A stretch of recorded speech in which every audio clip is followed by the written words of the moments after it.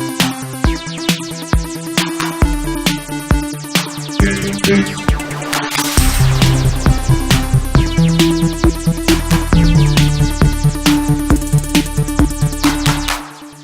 up, everyone? Welcome to GameFace episode 102 on Sifted Games. Freshly minted on Patreon, freshly minted on YouTube. Put up the first episodes of GameFace on YouTube in forever this past week. 100 or 101? We put up 100 first, and then we put up 101. Thank you to everyone who's watched those episodes. Hope you guys are enjoying them. Our Patreon is up and live. Had a great first few days. It has kind of stalled since. So we need your help, folks. If you guys want GameFace to stick around, if you want Factor to stick around, if you want Sifted to stick around, we need your help. Even if you don't want to give $2 per pack or $4 for all the other stuff, even if you just give us $1 just because you love us, that would be great. So thank you very much, by the way, to everyone who has contributed to the Patreon so far. I think if you look at the number of patrons versus the amount of money that we've raised, holy cow, people have been incredibly generous with how much they're pledging each month. So thank you very much. I can't say it enough. Hopefully once you guys start watching, it was a little weird because we put up episode 100 first. And we're wearing suits. Which is an odd one. And it's an odd episode. But I think a lot of people didn't get that. They're like, wait a minute, what's up with this show? Why are these guys wearing suits? And why are Adam and Marcus coming in and blah, blah, blah. So hopefully once we kind of settle in, you guys start seeing how our regular episodes work. You guys will like it even more. So it's been a big week in games, Matt. We got a ton of topics again. Last week we had 11. This week we got 12.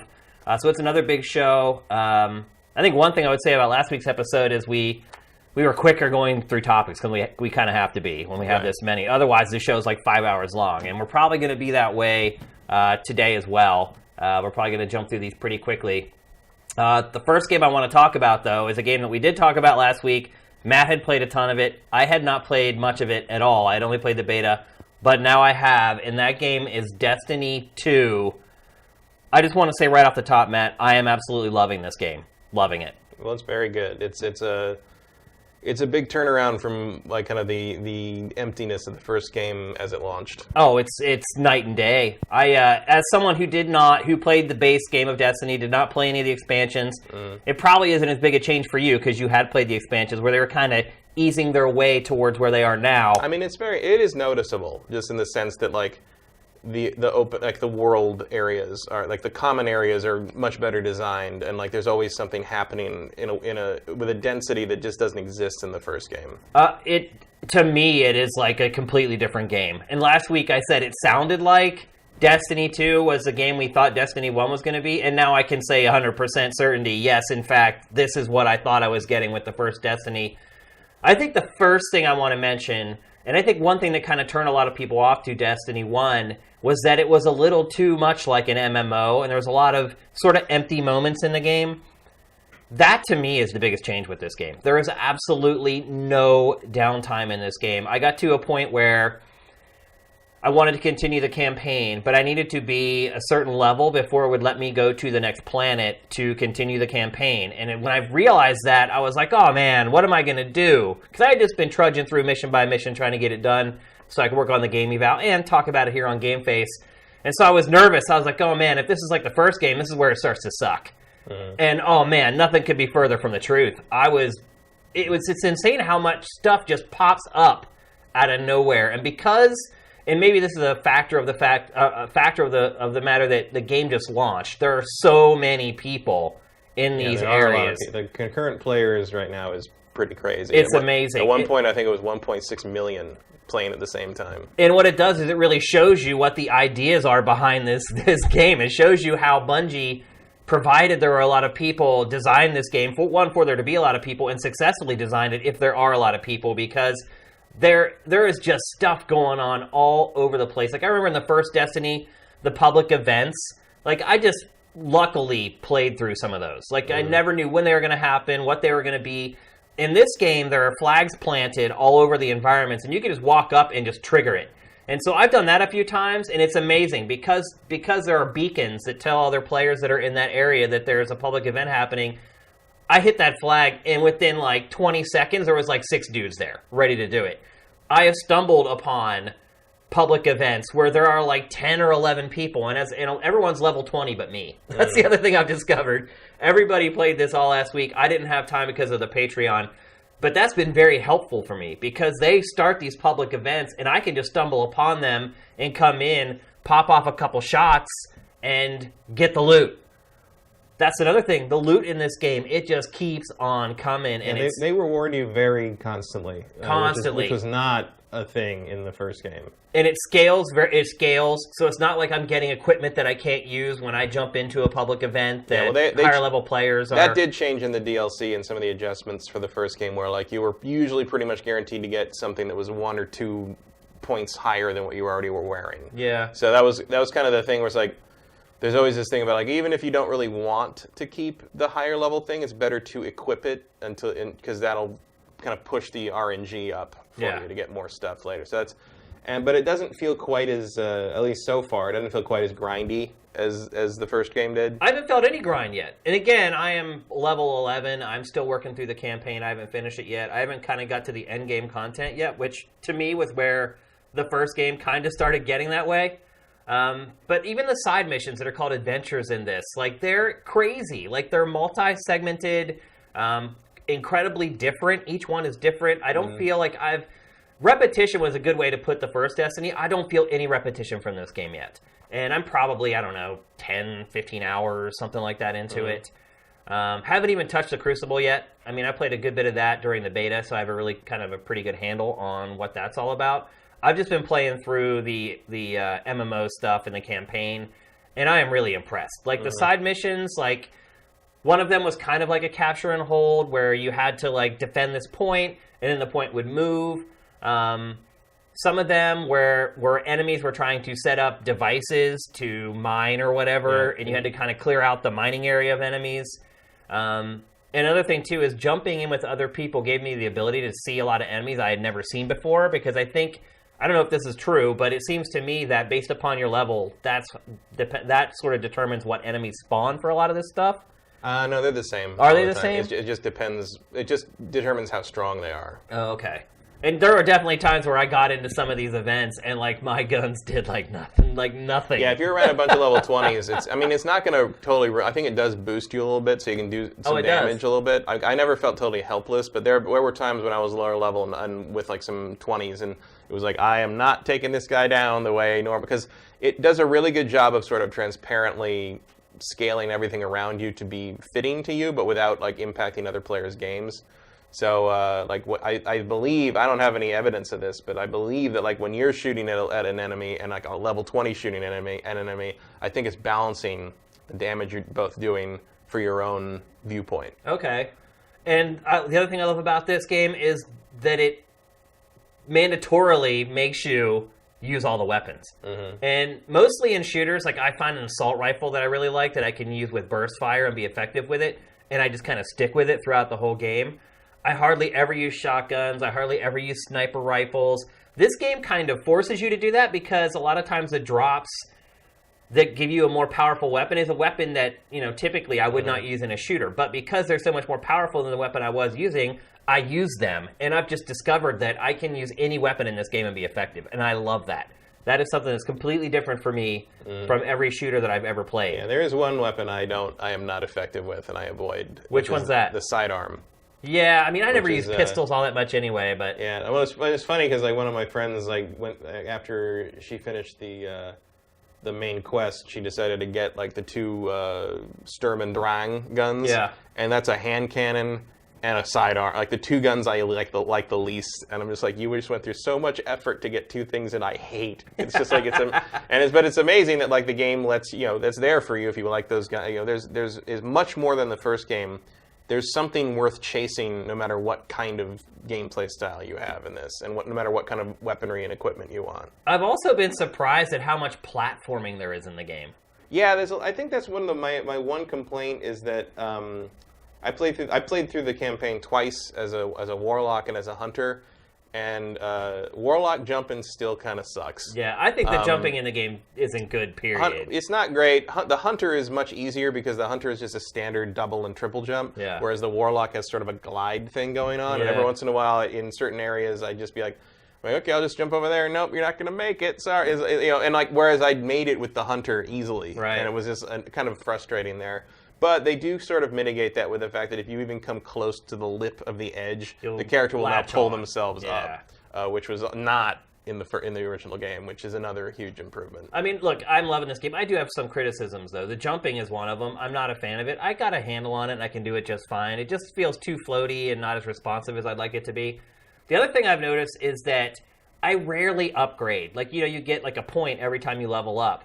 And right now I have like 7 because I go into that tree and there's like nothing there that I want. Yeah, there's nothing. I mean, I ended up with my Warlock's my main character, and I stuck with the starting class for a while.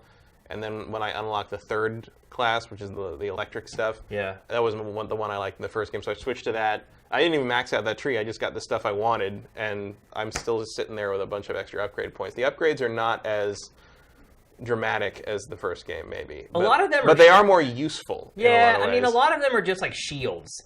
And for whatever reason in shooters, I hardly ever use shields. Well, that's because you're a Titan. Yeah. Like, that's totally different for a Warlock or a Hunter. You kind of need to use them. Yeah, so... when you play those other classes. Well, no, there's no shields for them. Right, so you have to. Mm-hmm. Wait, you mean when you upgrade, you can't even select those? What do you mean? When you're upgrading, it's not even an option for shields when you're a Warlock. No, that's a Titan thing. Titans use shields. Got you. So Hunters are more, movement and stabby and golden gun stuff, and then the Warlocks That sounds like more fun. I find the Titans to be the least interesting class. Yeah, well, I mean, they are kind of the generic soldier. Yeah, the generic tanks, basically. Yeah. So, but the Warlock is more about, like, I got more projection stuff. I can, my super is just casting lightning on things. Like the Hunter has a cool thing where like he's got a dodge move, and one of the upgrades you can do is whenever it dodges like circle twice, and one of the things you can modify that with is whenever you dodge, you instantly reload your weapon. Oh, cool. Which has saved my ass more than once. Some of that stuff I kind of like. Like there are some like where if you melee, then you get a shield, or if you melee, your next attack is like twice as powerful. Right. Like that kind of stuff I like. But... Right. So like with the Warlock, I think there's the Hunter has stuff where like one of the melee effects is you instantly start recharging your health, or or your grenade like starts to recharge faster, or whatever, and stuff like that. So each it's all the same. I mean, every class has those 2 little clusters on the right side, and each of them is just sort of basically a different tree of abilities that are all tend to be based around either your super or your melee, and sort of modifying the effects of each thing, or triggering new effects once you do them. And I've found that one or the other tends to be very much more interesting to me. I've never found the need to kind of try the other tree. Right. It's always been like, oh, that's what I want, and I go for that, and that's what I stick with. But I mean, they're all seem to be very effective. They're designed for different play styles, and the one Warlock play style really works with me, so I don't have a problem with that. I haven't played the Titans yet. It's fun to see the Titans running around with their sword and shield things, hacking stuff up, but I haven't done that yet. Well, the swords are some of the most powerful weapons you can get as a Titan. Yeah, well, I have a sword for my Warlock, but I don't use it much because Warlocks are still a little squishy. Well, yeah, you don't want to get near enemies. You want to stay back. But sometimes if you can just run in and hack them with a couple hits of the sword, you'll kill them in that amount. If you can survive the run-up, you'll kill them in 2 shots sometimes. So there's a game of risk happening there, I guess. And there's a couple other kind of small, more niggling issues. Like, and I texted you this the other day. It's like you kill a boss, and all this loot flies out, and you get that dopamine rush. You're like, loot! And you go running towards it, and then a cutscene triggers before you ever get to collect the loot. And then to get the loot, you have to go back to the farm, and it's like sitting there, and you have to go and like collect it there. To me, it's a small thing, but it's just dumb. It's like you want to be able to collect the loot. It feels good to collect the loot. You shouldn't have to go back to home base, essentially, to get the stuff. Yeah, I think they're just trying to keep the momentum up in the story, basically. But this game doesn't need it, man. That's the thing about it. That it is just momentous. I mean, the other thing I love about it is how littered the environments are with enemies. They come from everywhere. There are times where you're completely swarmed with enemies. There is just no downtime in this game at all, which to me is like night and day from the first game to this one. I think Bungie has done. If Bungie decided it was going to stick with kind of that MMO template, I believe Bungie has done a masterful job of staying within that template, and still making it feel like a straight-up action game. I am not an MMO person by any stretch. Never have been, probably never will be. But for me, someone who's not been a fan of MMORPGs his entire life, Bungie, to me, has hit the sweet spot with this game. Well, that's kind of I wouldn't call this an MMO, really. It's just but why? Because it's not like that? No, because it's mingle player and it has nothing to do with being massively multiplayer, really. And even the most you're going to ever play with somebody else in terms of like kind of more MMO style like content, like raids, is 6 people. Like it's like I prefer this take on it. I guess it takes the massively out of it. Yeah, there's no massively. It's just a multiplayer online game. Yeah. Basically. Which, I mean... This is as close to it as I'm going to get. I mean, I played several... I played, like, SWOT... I mean, but I could also argue that, like, Star Wars: The Old Republic is basically this now. Yeah. Because you don't need any other people to get through it. It's Right. not... MMOs have changed to be basically single-player games where you see a lot of other people. Yeah. Like, passing by. Right. And... but I feel like I interact a ton with other people in this game, though. Like, just constantly. I don't. People jump in, like, if I'm getting my butt handed to me in a battle, next thing I know, some dude just swoops in and, like, takes everybody out. And See, I don't really consider that, like, multiplayer, like, interaction in the way that, like, the old MMOs used to be. Like, it's... Well, the social part of it is I mean, it's no more... minimal. Yeah, but, I mean, what I'm saying is no more MMO than Diablo 3 is. Yeah. Or Marvel Heroes. It's... Here, I mean, by yes, the way, everybody gathers in one area and runs around and you see everybody's name and their outfits and stuff, but like there's not really, actually Marvel Heroes is a pretty good comparison, really, which is made by the Diablo 2 guys. Yeah. Here, by the way, is someone who's quickly turning into my online gaming partner from Sifted. Once again, Killzone 310, and I spent a good 3 or 4 hours last night playing, and he's level 20, so he saved my ass many a time. I think he revived me probably like 20 times.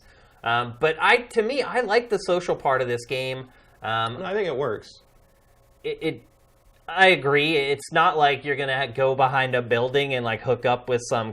That part of it is not. But as far as just kind of sticking with the action, and here he revived me again. But as far as trying to find that middle ground between action game and sort of those MMO elements, I feel like it's done a perfect job. And I think there are a lot of people out there like me who've never really resonated with MMOs.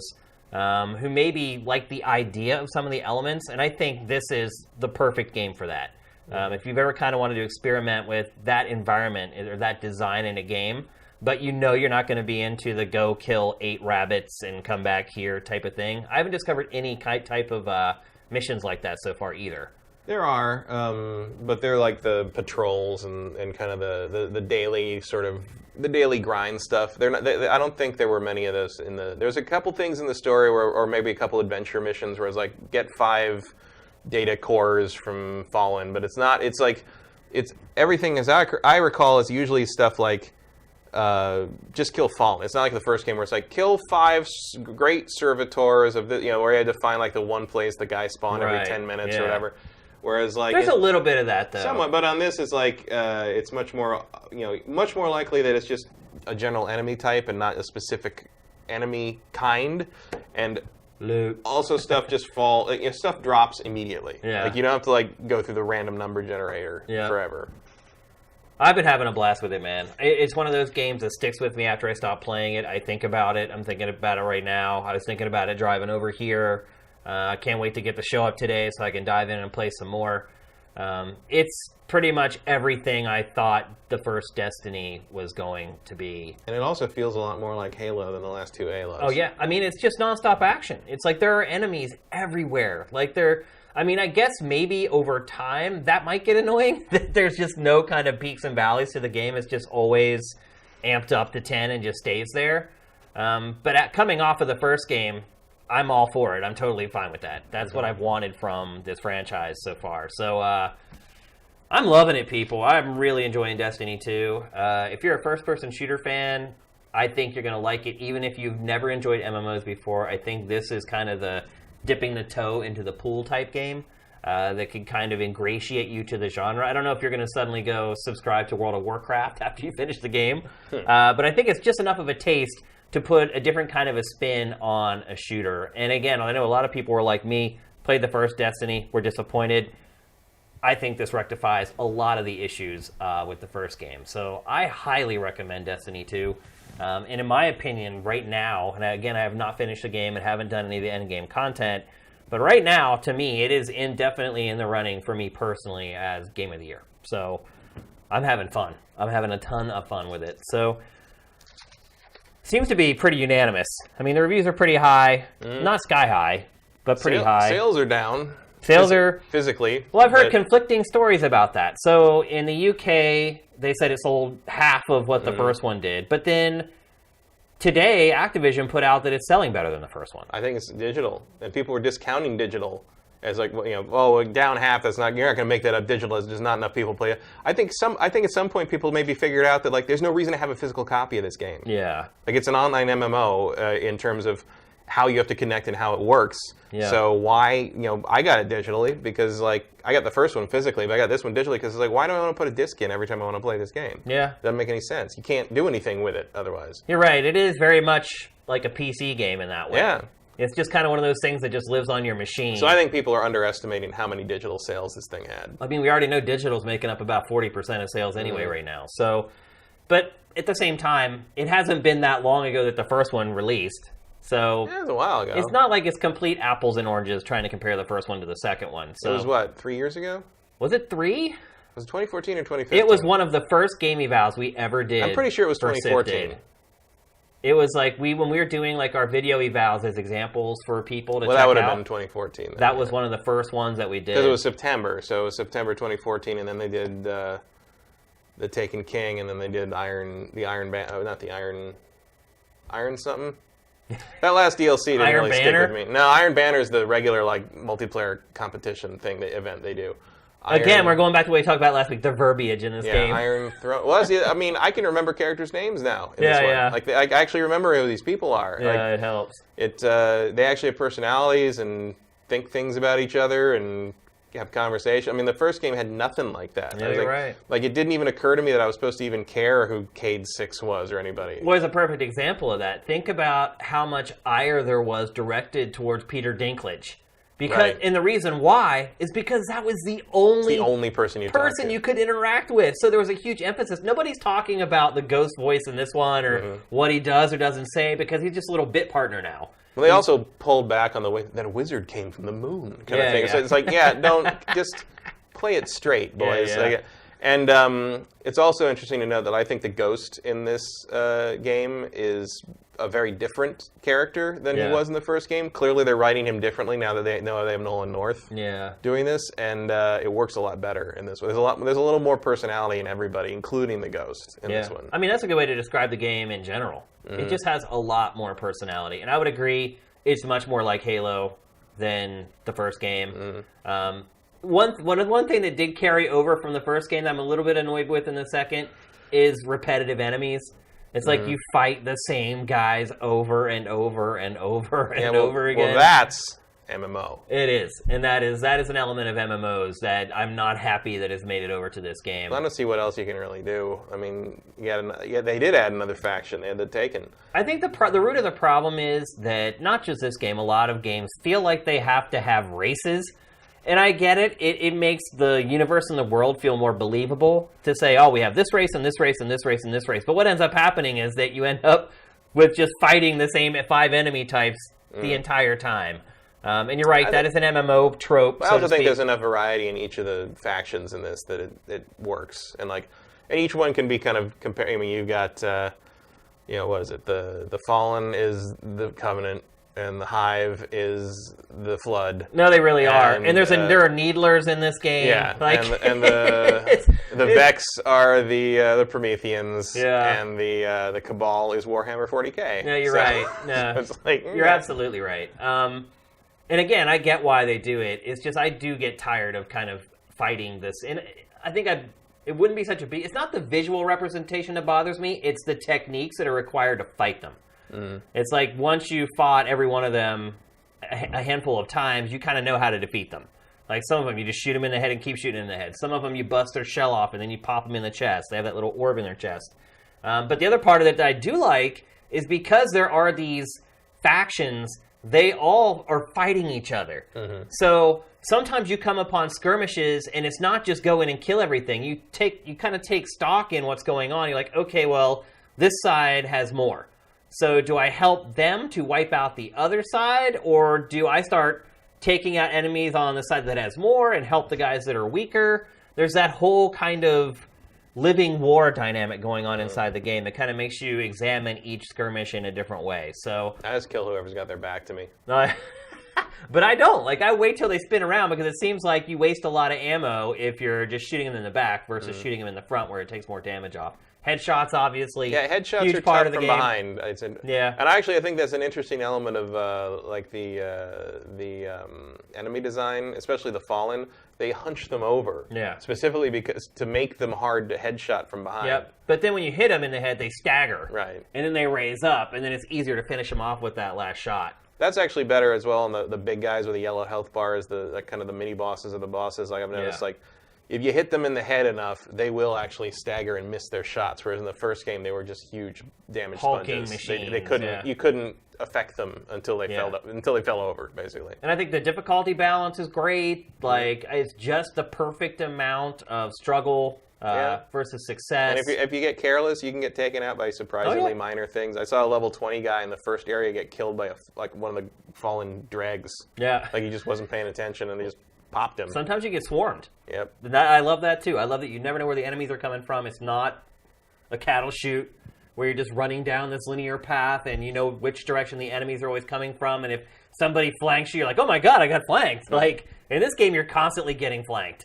And I think the little meter that you have that shows you the direction that enemies are coming from, that helps a ton too. Just a lot of thought. TLC. This game's incredibly polished. When you think about how much content is here, it's just great. It's really hard. Like, I've really had to nitpick to find issues with this game. I'm really enjoying it, so I highly recommend it. I think if anyone at least likes shooters a little bit, they're not going to regret buying this game. That would be my opinion, Yeah, I think. I certainly mean, especially if you didn't like the first one, but wanted to, I think this one will do it. That's a good way to put it. If you wanted to like the first and didn't, you're probably going to love Destiny 2. Yeah. All right, let's move on. Yesterday, Nintendo had a Direct, or actually it was the day before. Matt, I would say it was one of the best Nintendo Directs Nintendo has ever had. Sure. Can you think of others that stand out as being... Not really, but I don't really even have a metric for that. I mean, there wasn't a whole lot in this that I found exciting. Really? Not really. Not even from the perspective of someone who just has a Switch and maybe he's a hardcore Nintendo fan? Maybe, but I don't know who that person is. So I can't put They're out there. I can't put myself in that scenario because I can't imagine it. I think there's still 10 million I'm sure there's a lot in of them. In the U.S. alone. It's just like, okay. Like, I guess it must have been very exciting if you only own a Switch and have not played another video game for the last 10 years. Yeah. Because you're getting Doom. Actually, let's go through this. So, the first thing we want to talk about... I mean, Mario still looks great. Yeah. Until you show me his nipples. But. That's the biggest thing I got out of this Direct is that Super Mario Odyssey is freaking awesome.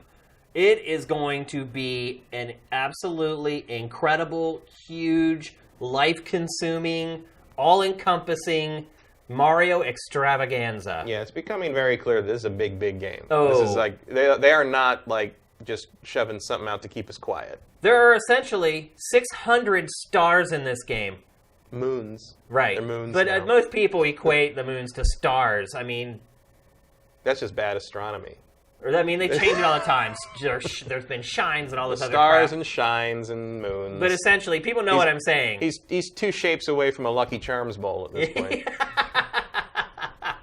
But there are 600 of them. Yep. That is crazy, man. And There's a whole bunch of those that I'm not going to be good enough at the game to get. Yeah, sure. probably, and that's fine. Like I love that. What was it?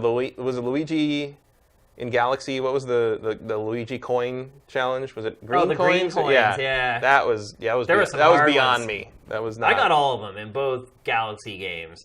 Super Mario 3D World, I don't even think I got 80% of them. Mm-hmm. That game just did not resonate with me. This does tie in. I mean, the thing about Mario games, especially recent, like say the last 5, 6, 7 years, there's always that thing where it's like. Here's this new Snow World, by the way. And maybe some people don't don't don't realize, but like when you like finishing the Mario game is like just step one. It like is, these yeah. games, Nintendo always makes these games huge with tons of things to do beyond the main story. Well, they also got the whistle from Nintendo where they dropped the little, and if you collect all 600, something special happens. Mm-hmm. And that's all they needed to hear. Right.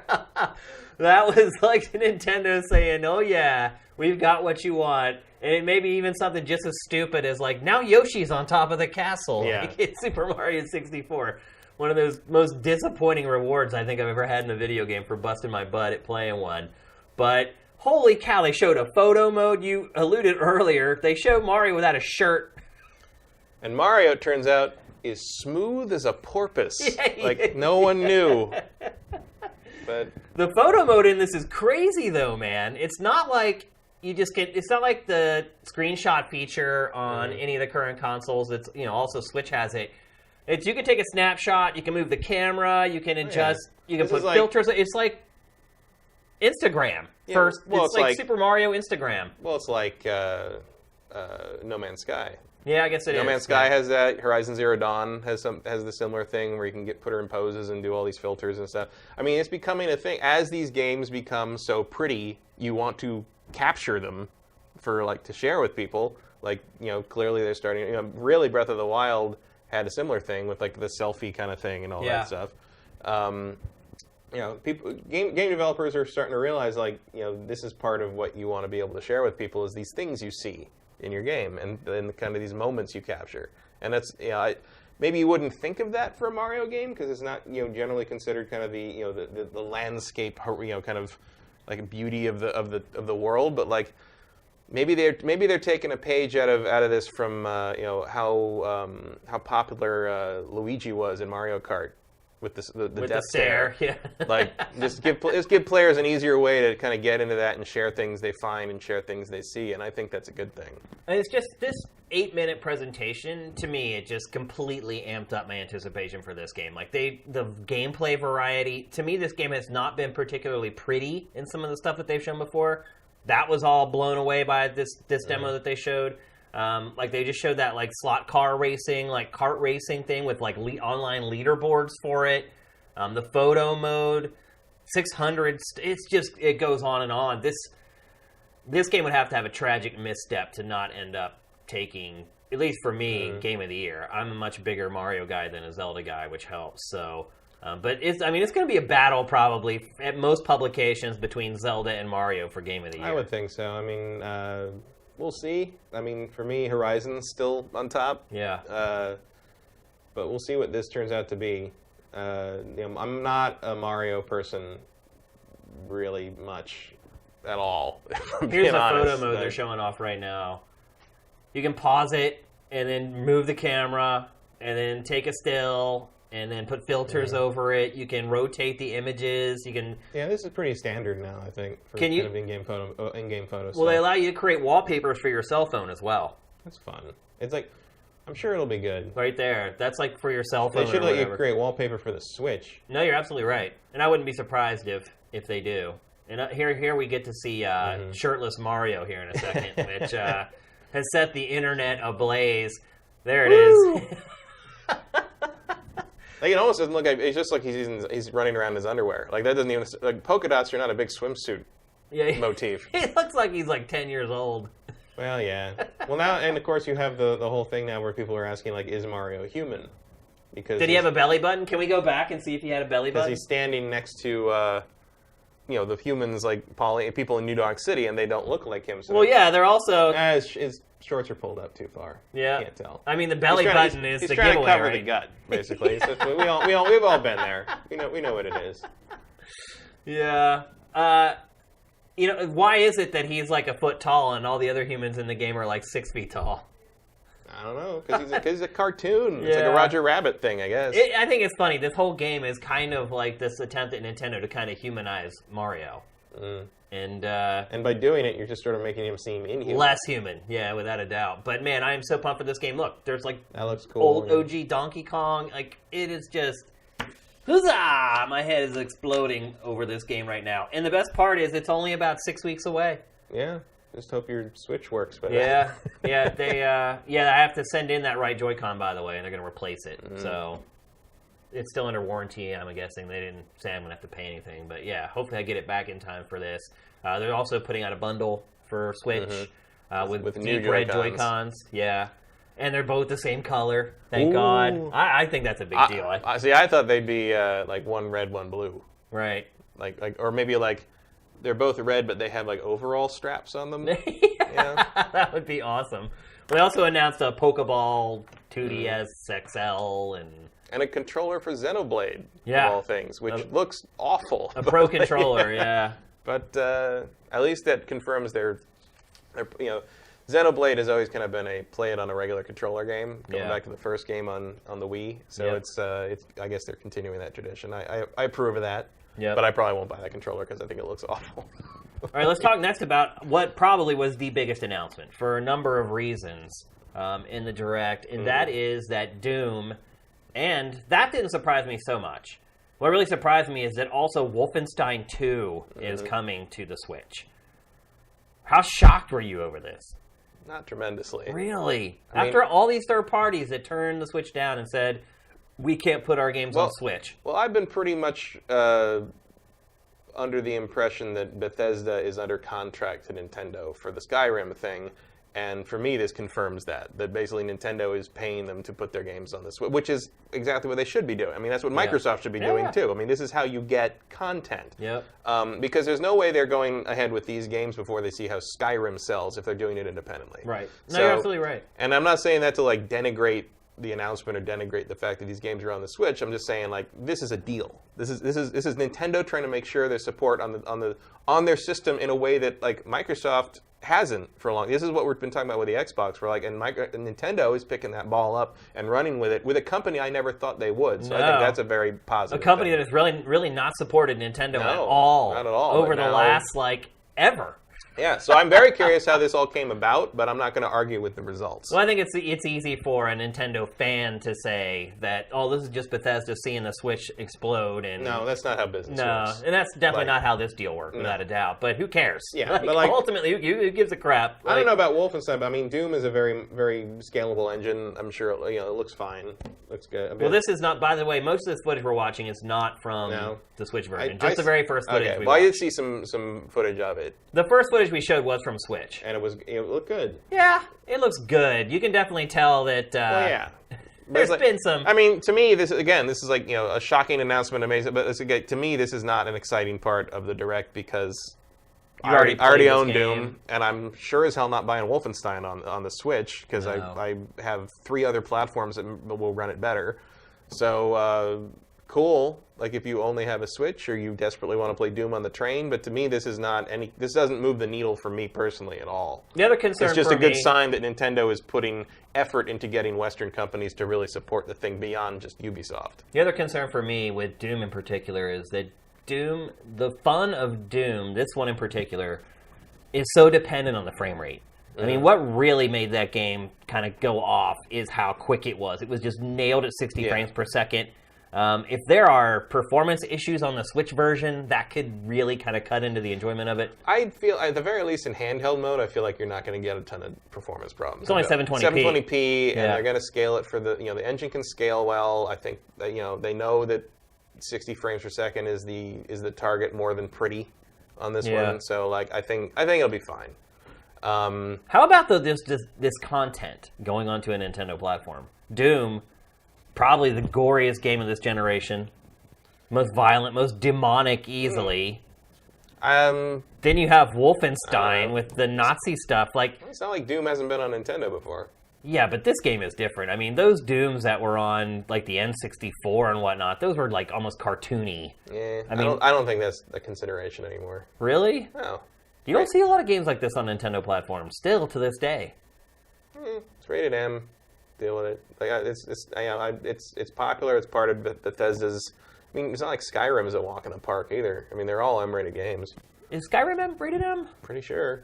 I thought it was teen. But to me, this is pushing the envelope. Nintendo still does not generally have games like this on its platform. And to me, it's another sign that Nintendo is finally starting to wake the hell up and figure out how the industry works today. Although we'll talk about some stuff later on the show that still does it. I just don't know. I mean, like, I guess like I can't think of a whole lot on the Wii U, but it's like, there's stuff like Mad World and stuff. There's some pretty ultra-violent things on Nintendo. They've always been like token games, though. Nintendo has never stuck with it. It's like, you're right, Mad World, crazy, over-the-top, monochromatic. I mean, even No Man's Heroes, No More Heroes. Right. They're like the token games that they have. Yeah, but they're very bloody, and Killer 7, and going back to that. I mean, the Wii U was sort of...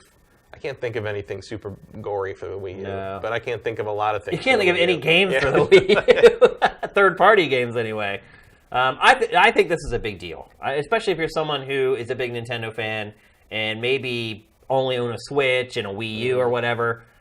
It's good to see that those people are at least going to get to play some of the big third-party games.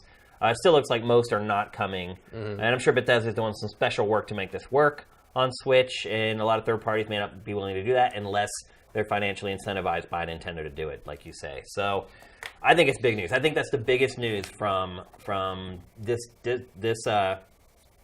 presentation for a number of different reasons. Then Kirby, Matt. They sure love their Kirby. How many Kirby games can you make? As many as possible. Dude, there's like 5 on the way. I'm not even exaggerating. There are like 5 Kirby games. Do these sell that well, or they I don't think that they do. Like... I don't get it. I mean, I know it's the 25th anniversary or something of Kirby right now, and so Nintendo tends to kind of celebrate that stuff. Unless you're Metroid. Well, they finally named... Yeah, exactly. Exactly. They finally named the Switch version of the game. It's called like Kirby Starfields or something like that. Right. I think they should have gone with your name. Too much Kirby. TMK. Yeah, it is just too much Kirby. They also announced a 3DS game, Kirby Battle Royale, and there's already another 3DS game. It's like an arena battling like Kirby game, cooperative. There's already another Kirby game for the 3DS that's coming that does the same exact thing. And we just got another one this year, the robot one. Yep. Which is pretty good. Yeah. But like, yeah, I don't know why Kirby's suddenly like just ubiquitous everywhere. It's he to me is one of the most uninteresting video game characters on Nintendo's roster. Yeah, I like him, but like I don't think I've played. When was the last Kirby game I played? I guess I played the robot one at like E3. Yeah. And I never got that for myself. And then I don't know. Like my favorite Kirby game is probably still the first one. I like the music in the Kirby games a lot. I don't like playing them so much. I think the last one I may have played all the way through was like Kirby 64, the Crystal Shards. Kirby 64, I specifically remember not buying. It was so ugly. It cost too much. Yeah. And I was like, I'm not going to pay full price. I'm going to wait till it drops. And it never dropped, and then it disappeared, and then I couldn't get it anymore, so I never played Kirby 64. Well, I think that the reason it was the last game I played is because I did not find it to be particularly good. It was one of those N64 games that absolutely backed up the stereotype of... Right. Well, Kirby's kind of been that for a while. Like Kirby's Air Ride. It's like, you're really going to sell this to me as like a quarterly release worth my time? No, it's not going to happen. Yeah, I'm surprised that Nintendo's push towards Kirby again. It must be real easy and cheap to make or something. Yeah. Like, or HAL just doesn't have anything else to do. I don't know. I mean, that is kind of their bread and butter is Kirby stuff. So maybe they're just like, churn out as many Kirby games as you can or we won't keep you anymore. I don't know. Yep. Another big surprise, Xenoblade Chronicles 2. Coming this year. They gave it an actual release date. So they claim. Of December 1st. Yeah, I mean, I put the order in for the collector's thing, and they say this has December 1st on the order. Do we think we both have to admit at this point that it is coming out this year? Maybe. Yeah, I mean, maybe. Anything can happen. Yeah. Like I said, if we get to October and they're still sticking with December 1st, I believe it. Yeah. Once they hit the quarter, once you get into the quarter, I don't think you can really move it without some repercussions. What did you think of the demo they showed? They showed a good bit of this. They showed 10 minutes or so of the game. I mean, I'm interested. I hate all the character designs. Yeah. I think they look terrible, like just the worst bottom of the barrel anime bullshit you could imagine. I hate the whole, like, the sword is also a hot chick thing in a thong. Like, it's all just, like, kind of gross. Yeah. But, like... it really is. The world looks amazing. Just like Xenoblade games are about the world and exploring the world and these crazy open fantasy places and, like, all the, the environments and the biosphere kind of that you see. And, like, this looks like it's going to deliver on that. As well. I mean, I overlooked a lot of weird anime crap in Xenoblade Chronicles X for the sake of how cool that world was to run around in. And I will probably do the same here. I do think it's sad that you've kind of like there was a more kind of straight up like those guys kind of look like they could be in Xenoblade 1. I love Xenoblade 1 a lot, and I just feel like they keep moving away from sort of this like sort of standard like Western sensibility that one had with a little bit of anime mixed in.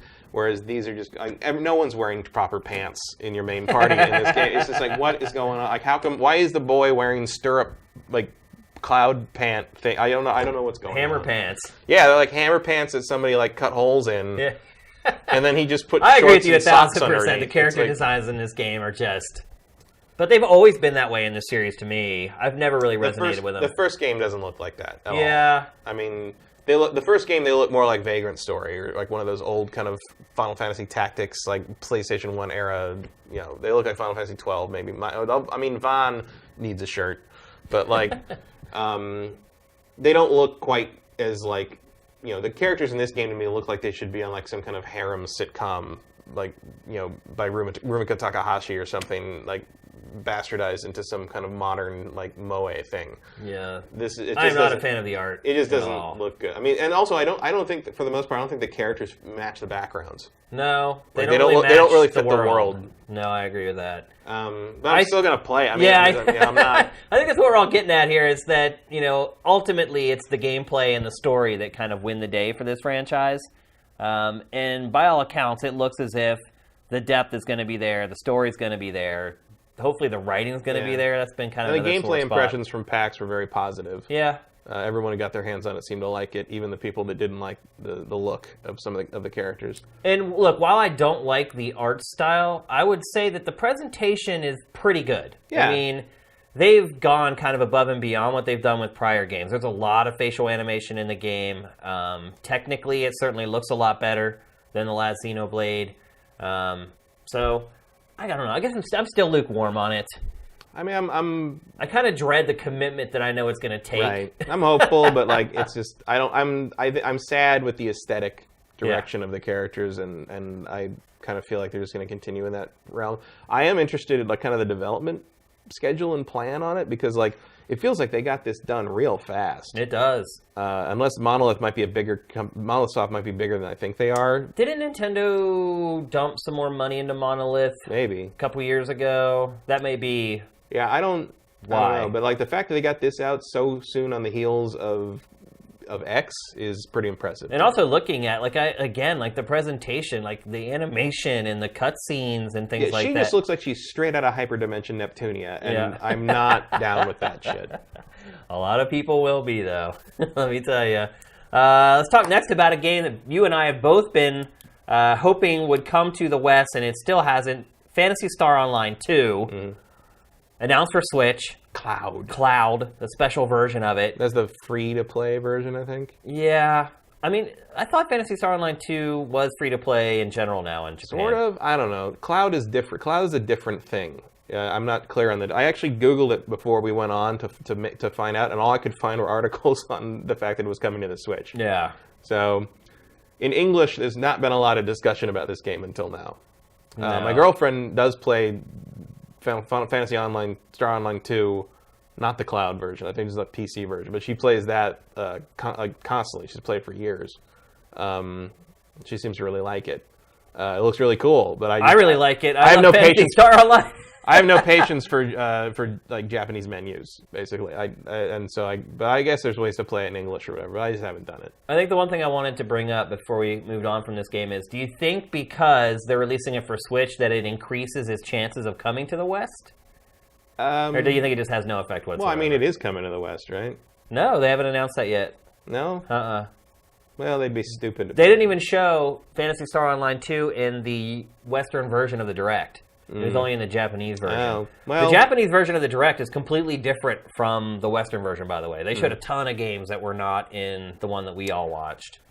Well, who knows? Yeah. I tend to think it doesn't really change anything. Maybe not. I mean, the Western site for Phantasy Star Online 2 is still up. Yeah. It hasn't been updated since 2014, but it's still there. Yeah. I mean, I probably wouldn't play it Really? You wouldn't play it? It's been a long time, and I don't know if I have room for another free-to-play anime game. I would absolutely play Phantasy Star Online too. I might try it. Like if they bring it to the Switch over here, I will probably try it. But like I wouldn't expect to, play it forever. I mean, I played Phantasy Star Online 1 for 500 hours or 600 hours or something. It so much. And I'm still a little sick of it. Like even all these years later. My hope is that because Nintendo has this fledgling console that it just released and it needs software for it, that it will pull a Bethesda and financially incentivize Sega to bring it to the West. Yeah. That's kind of the angle I was going at with, do you think this changes whether it may come to the West? I don't think it does. But I don't think it does either, honestly. It would be cheap. It'd be even cheaper to just bring the PC version here, and they haven't done that. Right. So that doesn't require you to manufacture anything. But, I mean, Nintendo does kind of need an MMO-y type thing for I guess Switch. Nintendo could throw some money at them to make them do it. But Dragon Quest X. Sort of, but I feel like they're going to throw... You put more money towards the Dragon Quest thing and the Monster Hunter thing if you really want to do that. Yeah, so I don't think Phantasy Star Online is going to win you any converts in America. It'll win me. But I'm just one person, unfortunately.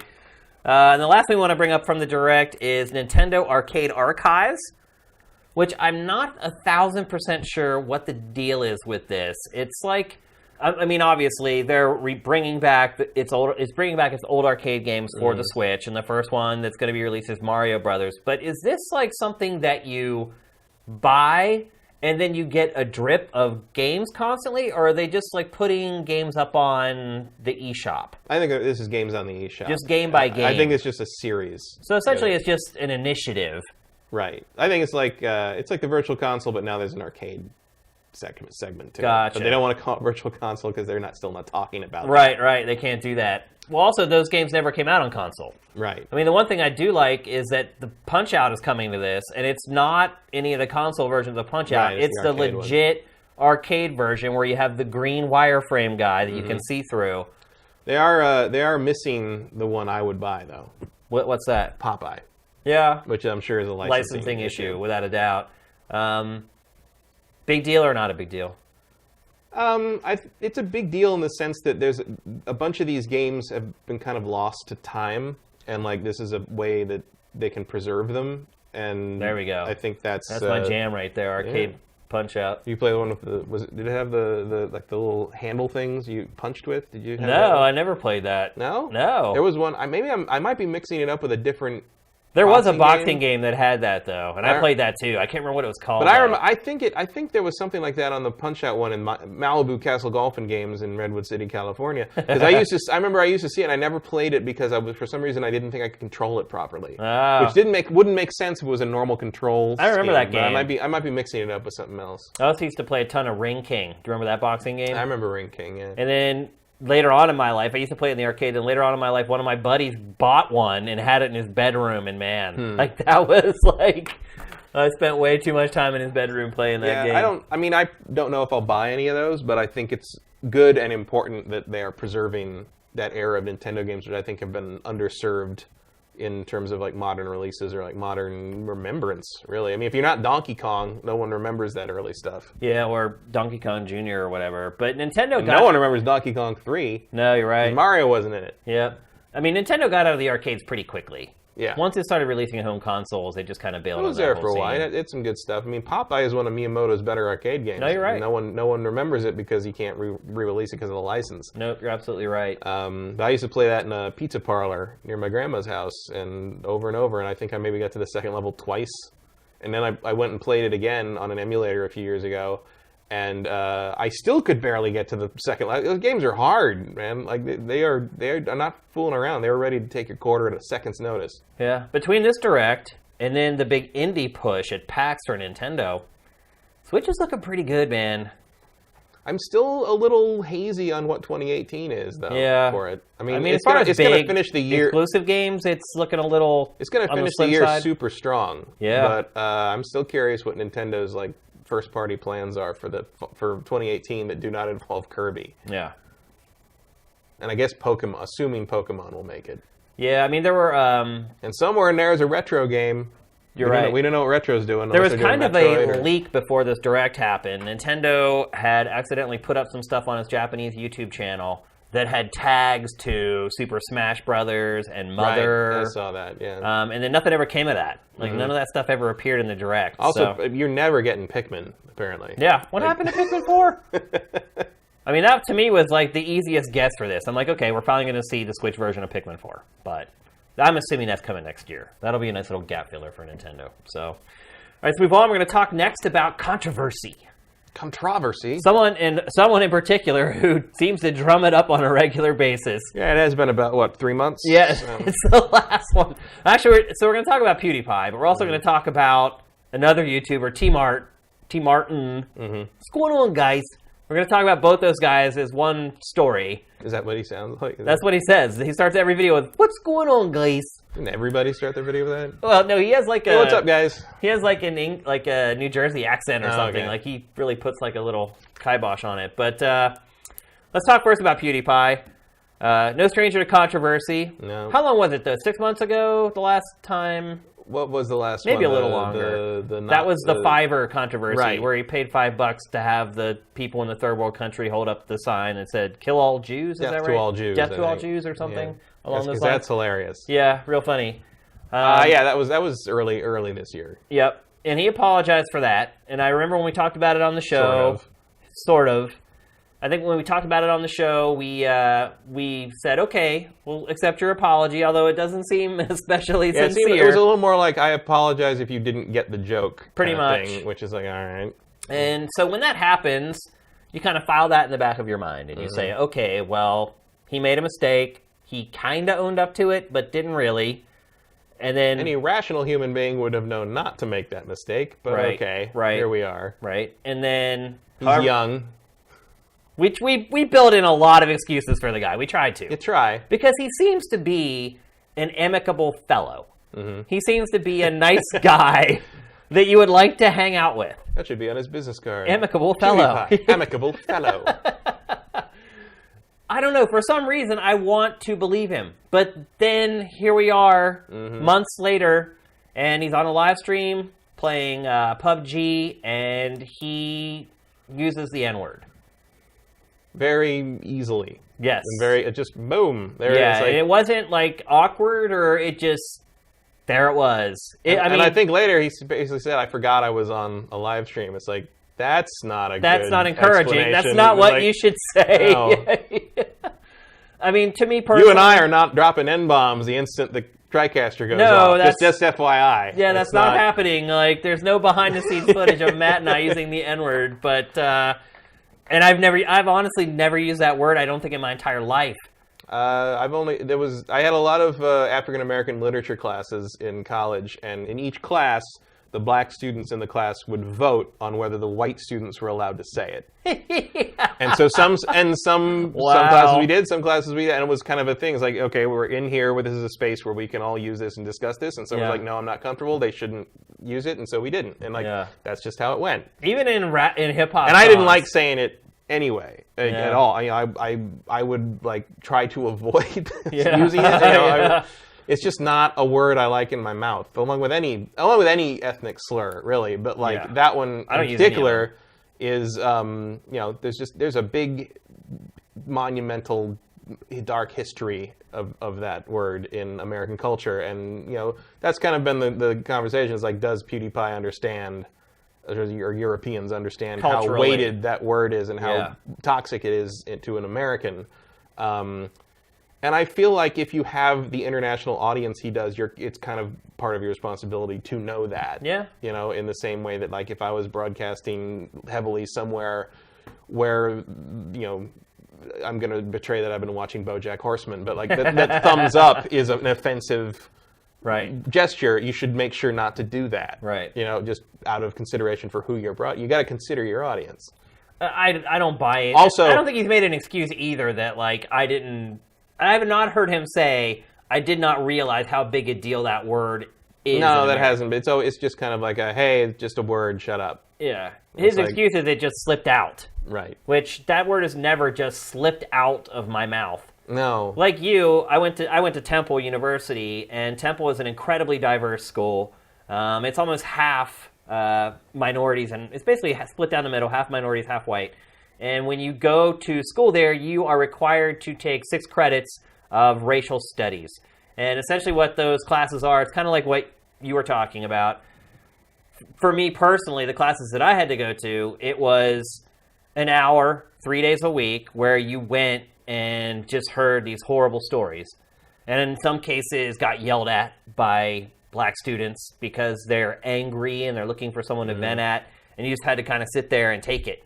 And I mean, you go through something like that, you start to learn. I mean, I knew already.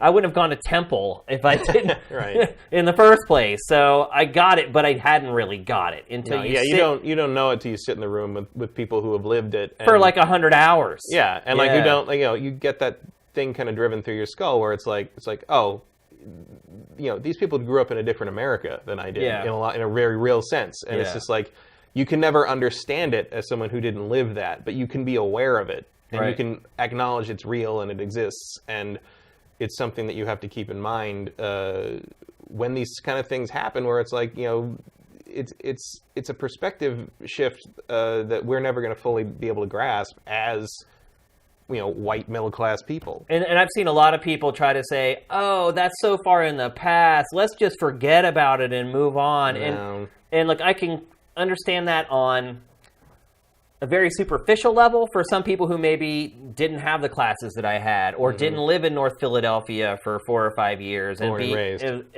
Right, yeah. Where did you spend most of your days? On the playground, I believe. Okay. And I know Fresh Prince was west, but that's cool. And so I can understand, like, on a surface level that they're like, well, this really sucks. Let's just forget about it and move on. I think it's human nature in a lot of ways to just try to sweep something under the rug that you don't want to deal with. That's not how it is, though. Yeah, well, when people do that, I keep thinking about Bill Hicks, who's a I guess not very famous comedian. Most people haven't heard of him, but you have heard a lot of his material if you've heard Dennis Leary. Yeah, because he stole a lot of it. He stole it all. Because Hicks died in about 93, 94. But he had a whole thing where he was talking about the Kennedy assassination, how people would tell him, can't you just let it go, let it go, let it go? And he's like, all right, well, don't bring up Jesus to me. Yeah, can't you just let it go? Long we're talking shelf life here. And it's like, like the whole, like, it was a long time ago thing doesn't really hold water considering, like, the things our culture places importance on in terms of age. So I don't, Well, I think it's offensive to tell an African American to, hey, just forget about the fact that your ancestors were enslaved. Of course. That's just insane. Also, at the same time, you turn around and saying, like, oh, we should keep all these monuments to Confederate people. Right. Because otherwise we'll forget our history. Right. So do we let it go or do we remember it? Like, which one do you want to do? Yeah, so do you buy the fact that this just slipped out of PewDiePie, or do you think that this is I think it did just slip out, but I think it's because he uses that word a lot. Right, yeah. And look, this is just our opinion. We're not stating this as fact, but, I've been around the block a few times. Yeah. And generally, somebody who lets the N-word slip out is someone who just uses the N-word. Right. I agree. And whether you think that's a reason to stop watching PewDiePie or not, it is.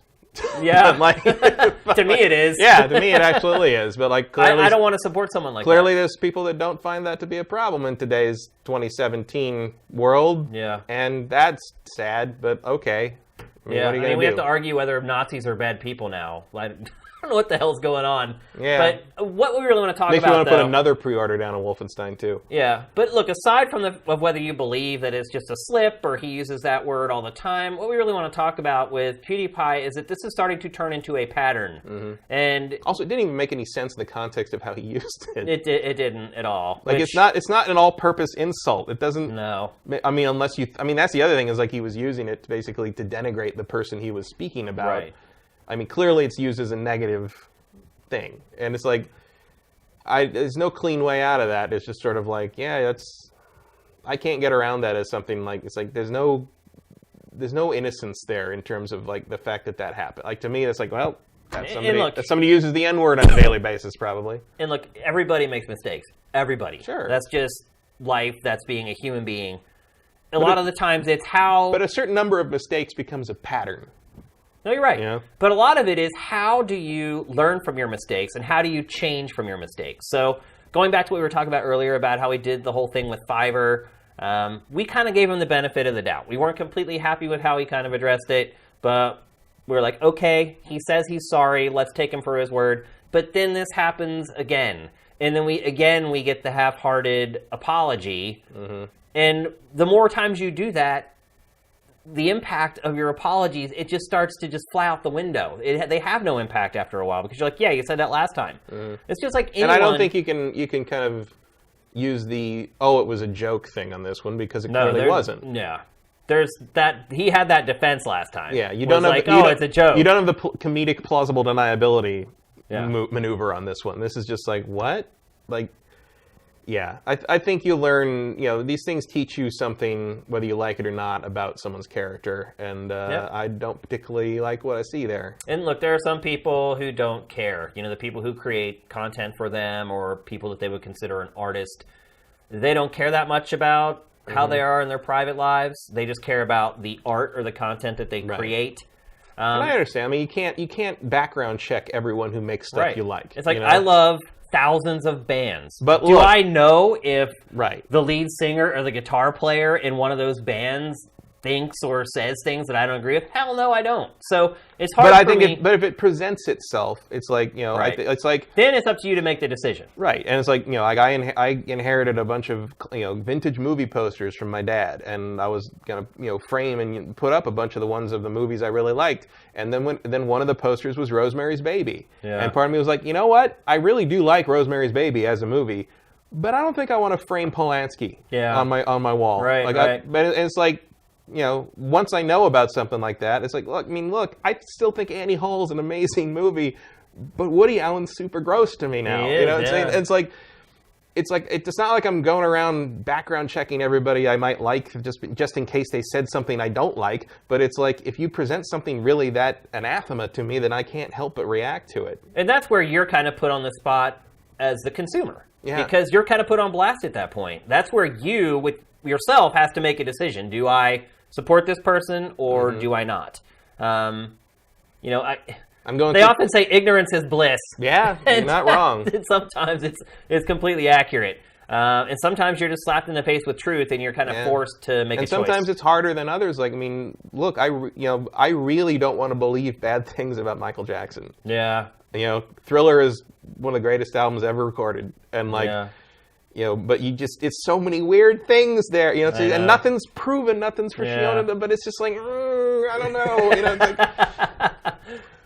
I don't know, when I hear Billie Jean, I don't think about it at all. No, I just think about the bass line. It's like, so badass. But, I guess it's just a good thing we didn't have live streaming when Michael Jackson was popular. I don't know what to tell you. Who knows what we would have found out about the celebrities we grew up loving, that we didn't already over time. I think what bothers me the most about this situation is that his audience is really young. Yeah. Really young. And people aren't born racist. No baby pops out of the womb and is like, I hate these people and these people.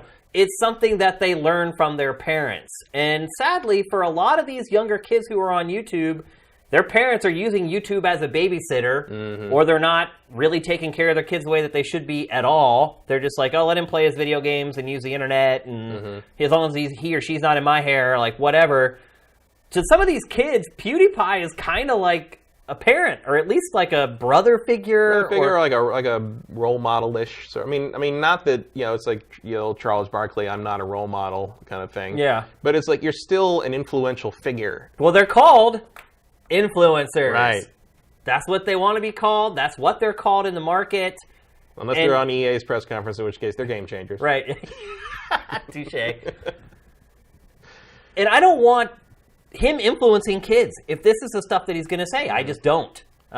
Kids learn this stuff. They're not born that way. And if they hear their hero, PewDiePie, and look, to a lot of these kids, he is their hero, they're going to think it's okay. It makes it socially acceptable to young, impressionable people. Yeah, it's normalizing. Yeah, totally. Well, if PewDiePie does it, and he's rich, and that's the other part of our society. And he's an amicable fellow. Is that there's so many people that will just look at someone and say they're rich, so they're okay. They're good. If they're rich, then I want to be like that, because all I care about is being rich. Even Notch called this one out as being a little weird. Oh, he did? Yeah, because somebody was saying well, it's just a word, and Notch responded, was like, dude, it's pretty obvious what happened here. Kind of If thing. Notch said that, because some of the stuff that Notch has been saying lately, holy cow. Yeah, that's a line. That's certainly a line in the sand right there. But, so I'm really disappointed in this. I felt like we gave him a second chance. I mean, I'm not particularly surprised, I suppose, but like it's just, it feels like if I were in his shoes, I would keep a much tighter rein on that kind of thing. It just seems like a pretty no-brainer. Let's just make sure we don't say ethnic slurs and racial epithets on stream. I know he said he forgot he was on stream, but it's like, how can you forget? You're always on stream. He's also been streaming in front of 30,000 people for a while. Yeah. Like that. I mean, we've been. His apology never was forget half-hearted. He put out a video yesterday complaining about he got a copyright strike, and if he gets 2 more, his channel may go away.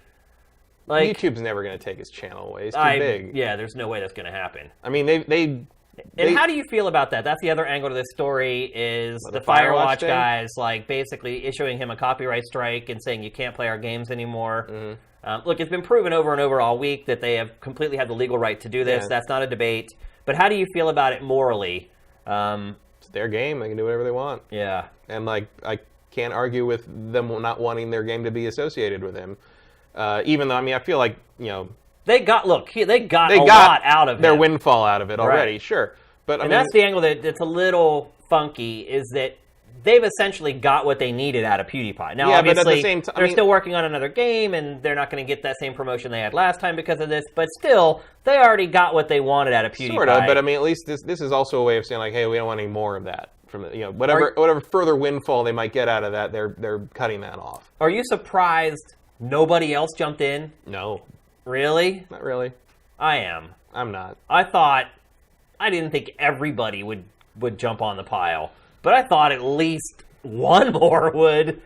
No. I mean, the industry basically left them out to dry. No, everyone's afraid of being called censorship or whatever because no one understands what censorship is anymore. And it's just, I mean, the DACA thing is also, it should be serving as a wake-up call or a reminder at least. The entire YouTube world, especially like the Let's Play stuff, exists at the whim of the publishers. Yeah, they could. Does. I mean, because Let's Play has already been, ruled as not a transformative work, which means it's a derivative work, which means that any time all these companies can just say no more Let's Plays, and that's over. I mean, you're never. I mean, it's not like H Bomber Guy or like.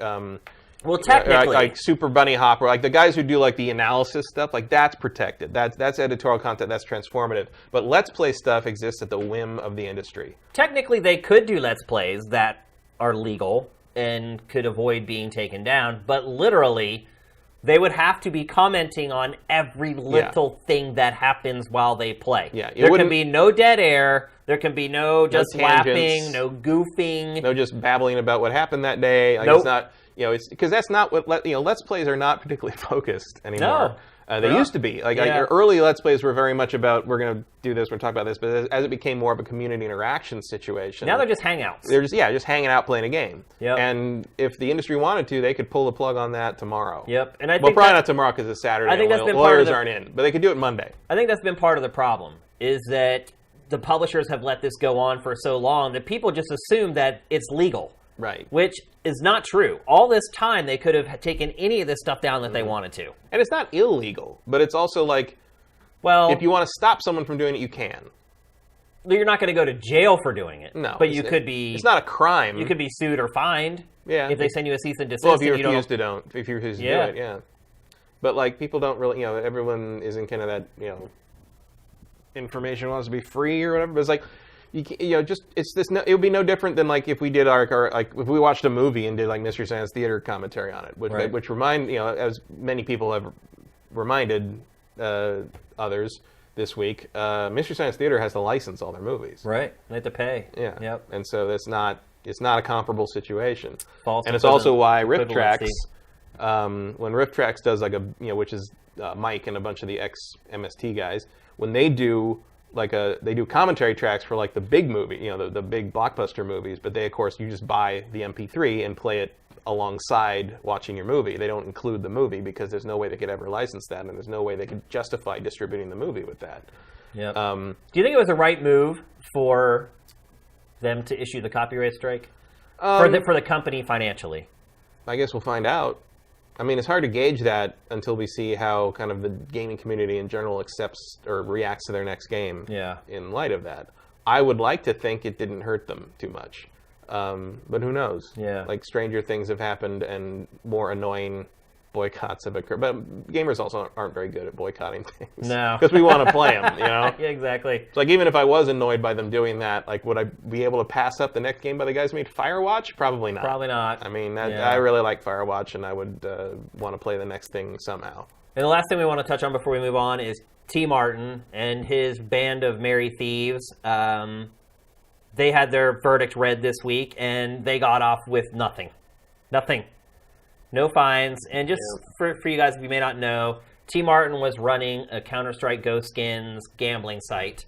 And while promoting it, while pretending he didn't run it? Right. That was yeah. the deal? So he was promoting this Counter-Strike Go site where people could gamble on skins. And it was kind of one of those, like, hey guys, we found this amazing site kind of thing. What's going on, guys? We got this awesome Counter-Strike Go site over here.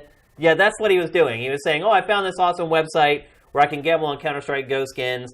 Go over and check it out. And he wasn't telling people that he actually owned the website with another one of his buddies.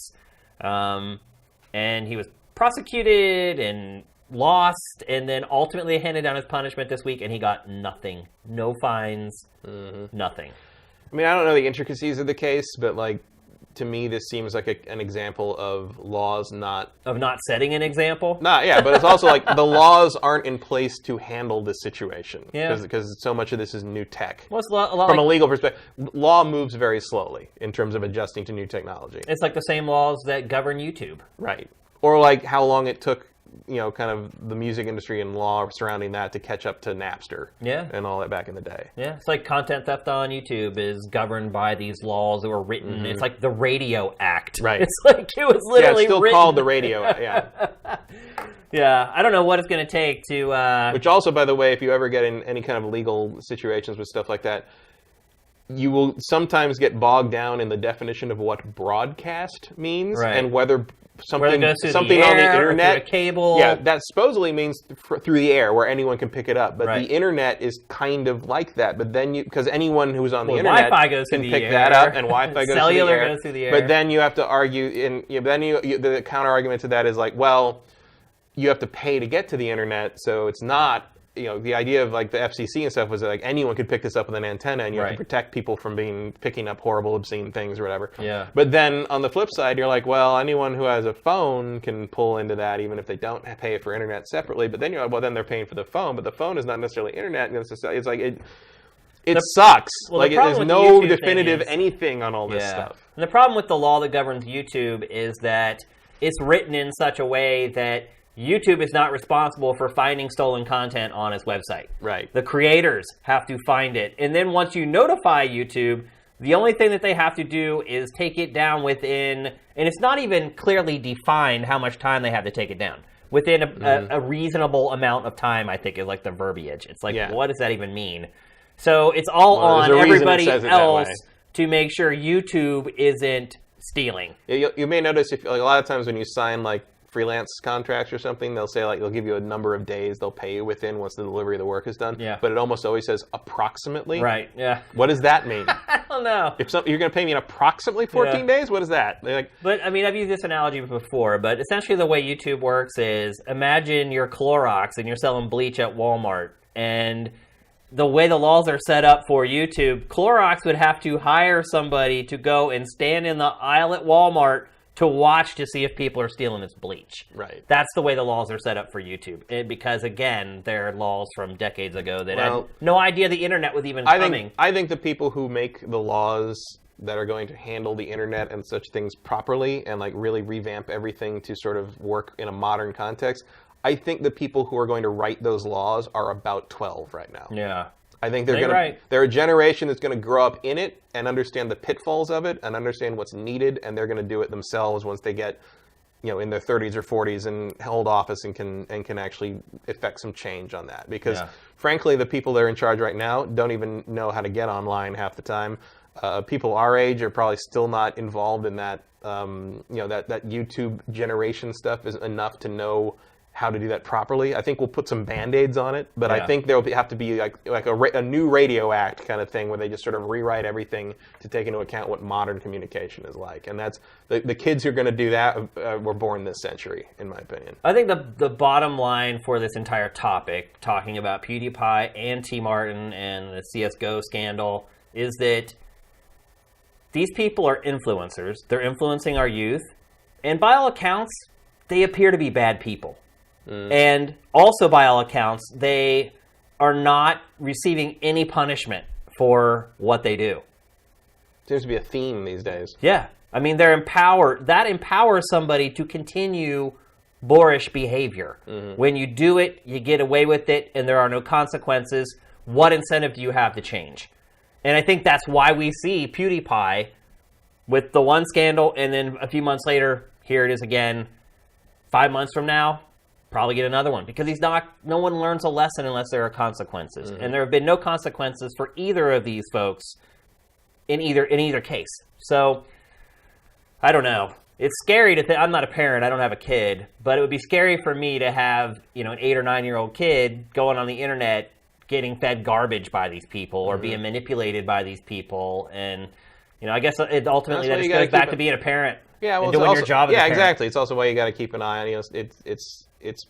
I think there is an impetus on people with these huge audiences, as well as the services that that facilitate this, to be responsible for and keep an eye on what they're sort of serving up in that regard. But at the same time, the parents got to be aware of what these kids are watching. You can't let them. It's a parent's job. It's their responsibility. And it sucks that that's yet another responsibility on top of making sure the child survives every day.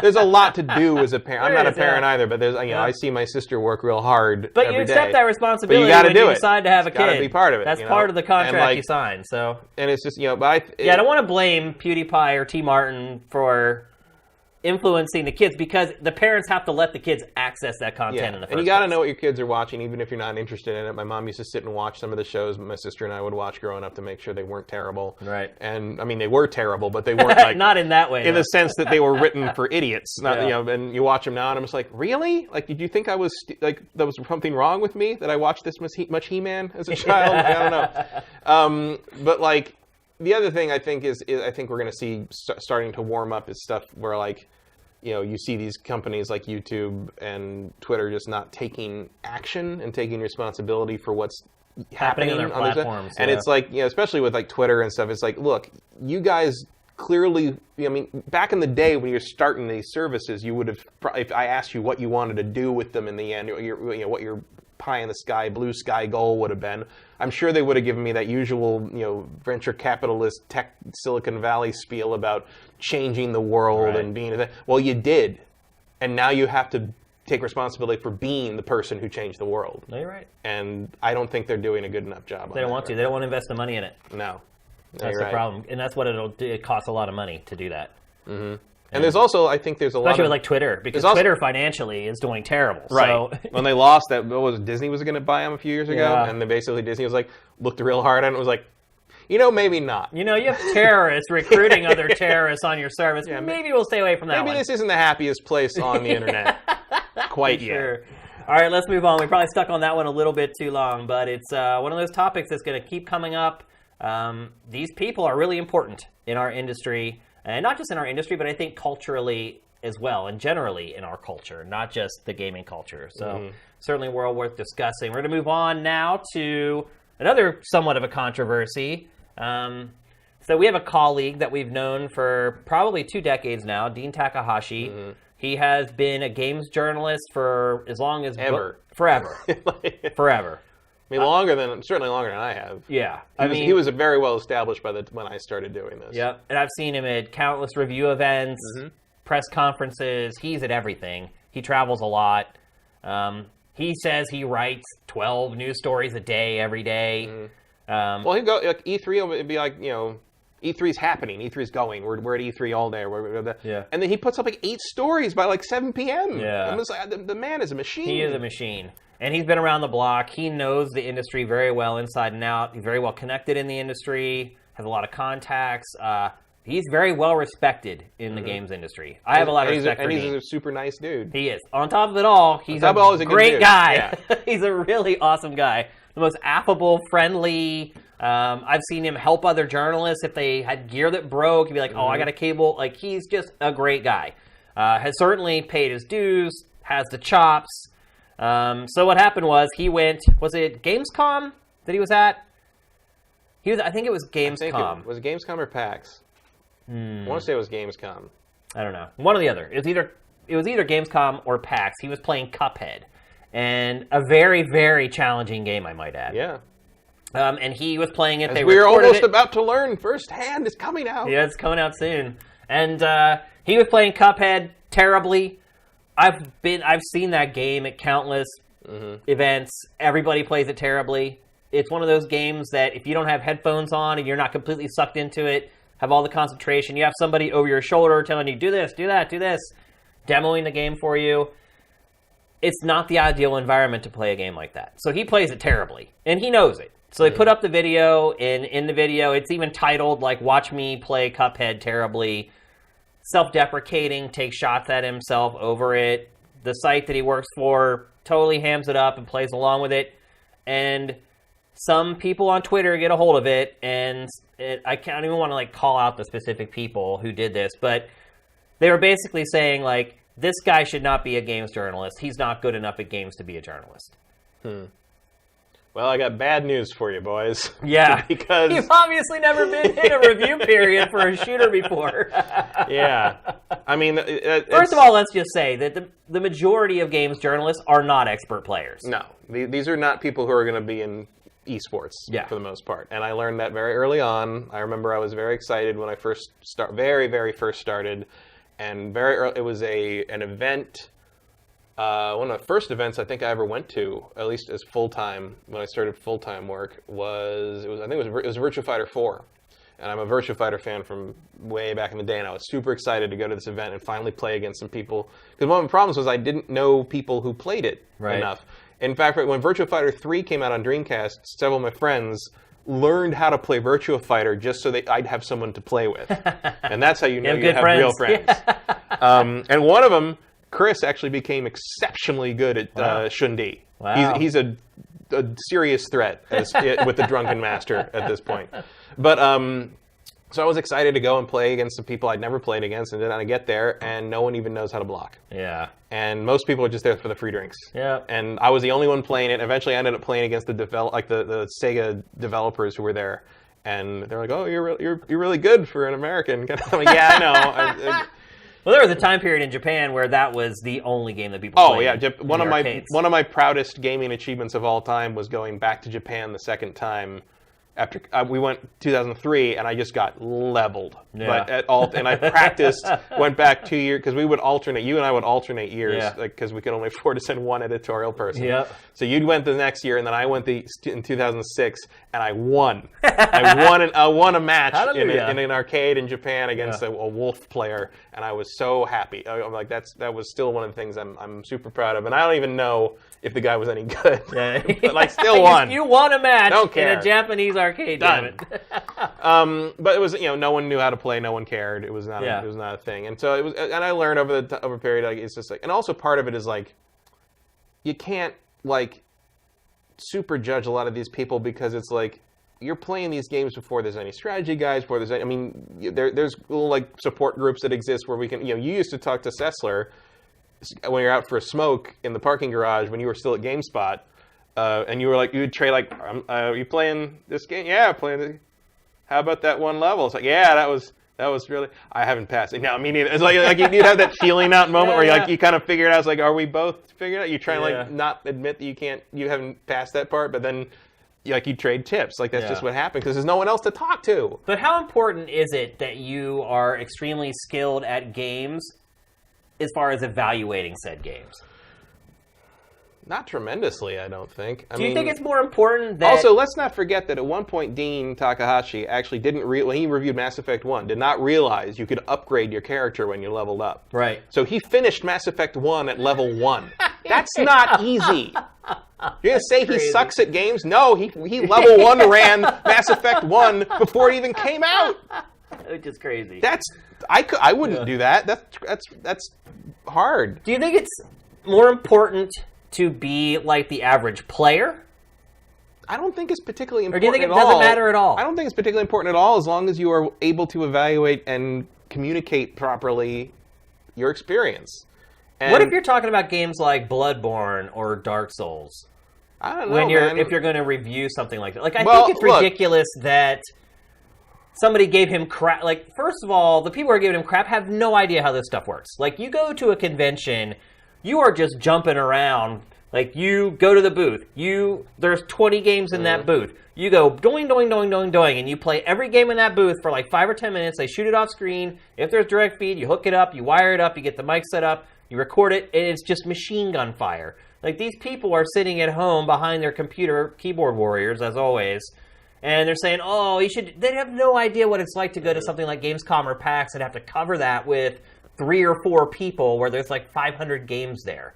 But secondly, if you're really good at games, do you think that's really useful to the average player? Maybe not. Do you think your opinion's really useful to the average player? I think it is if you're aware that they're really good at something. It's like. I mean, there was a moment. I mean, look, there was a time when I was assigned at G4. I was assigned to review Demon's Souls, and I didn't get it.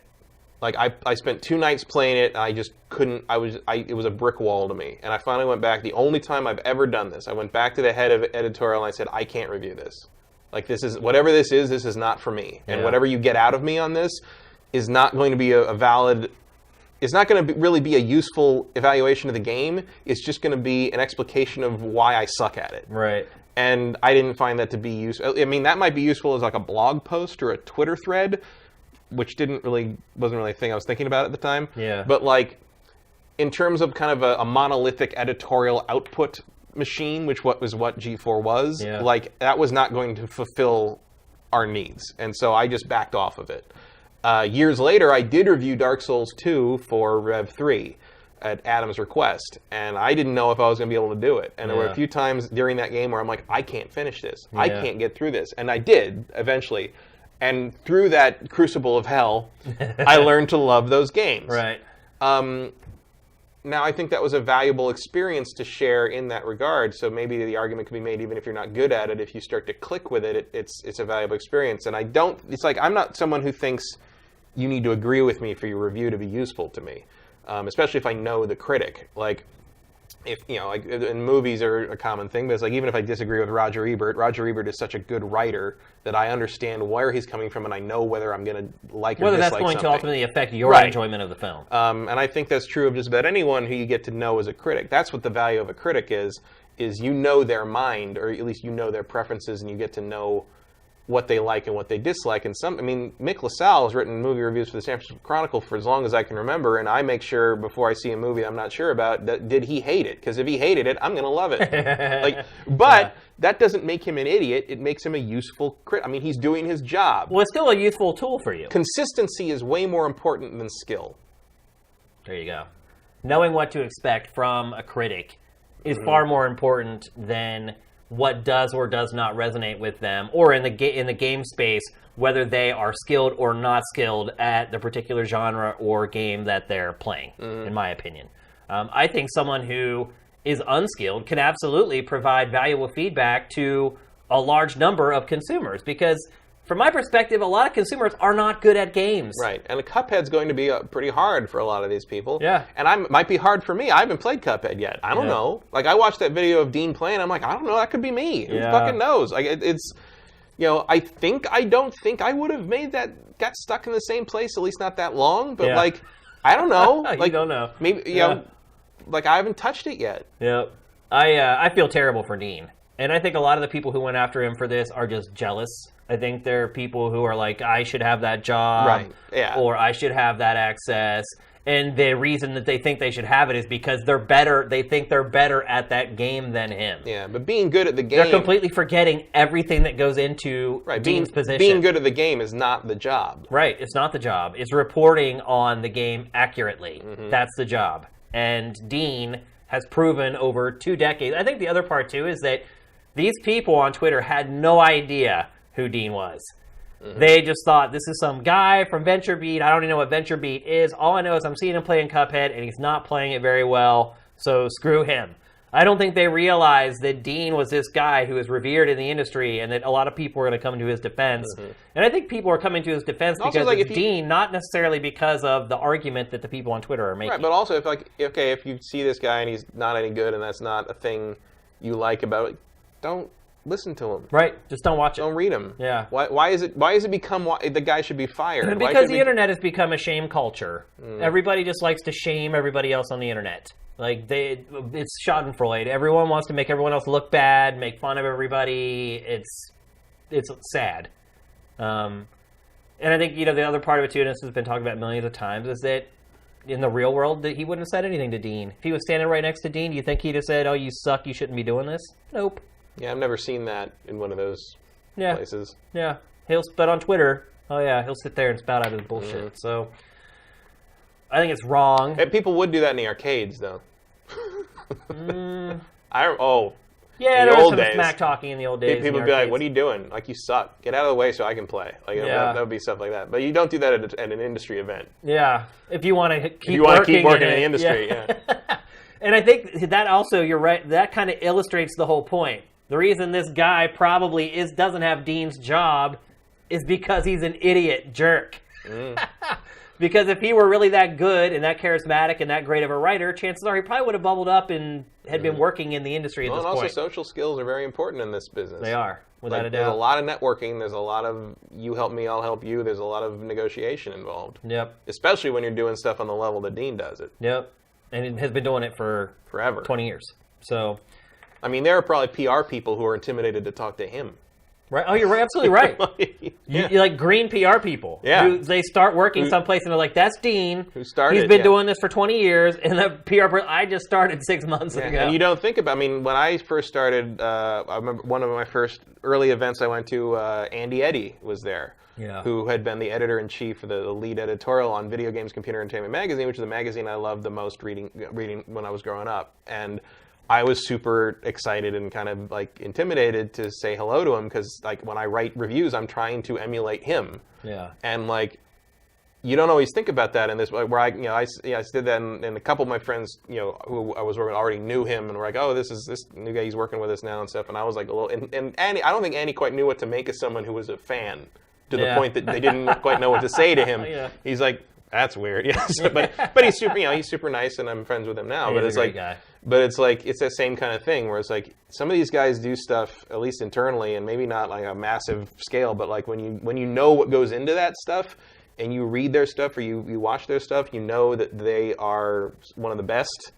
And in terms of Andy and Dean, helped invent the form to a large degree. Without a doubt. And you have to respect that, I think. One thing I would say before we move on is that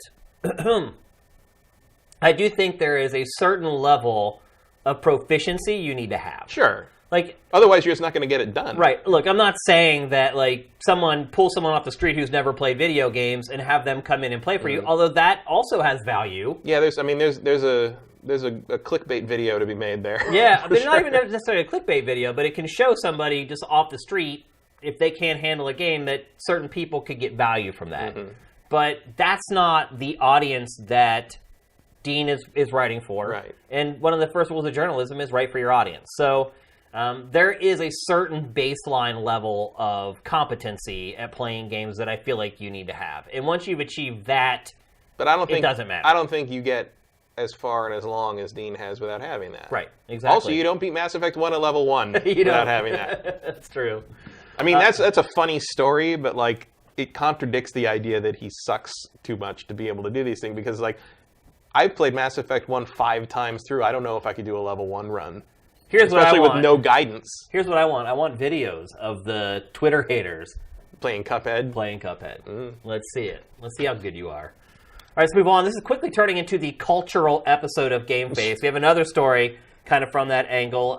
This week, so every once in a while, Blizzard puts out these developer docs, essentially, and it's always the same guy.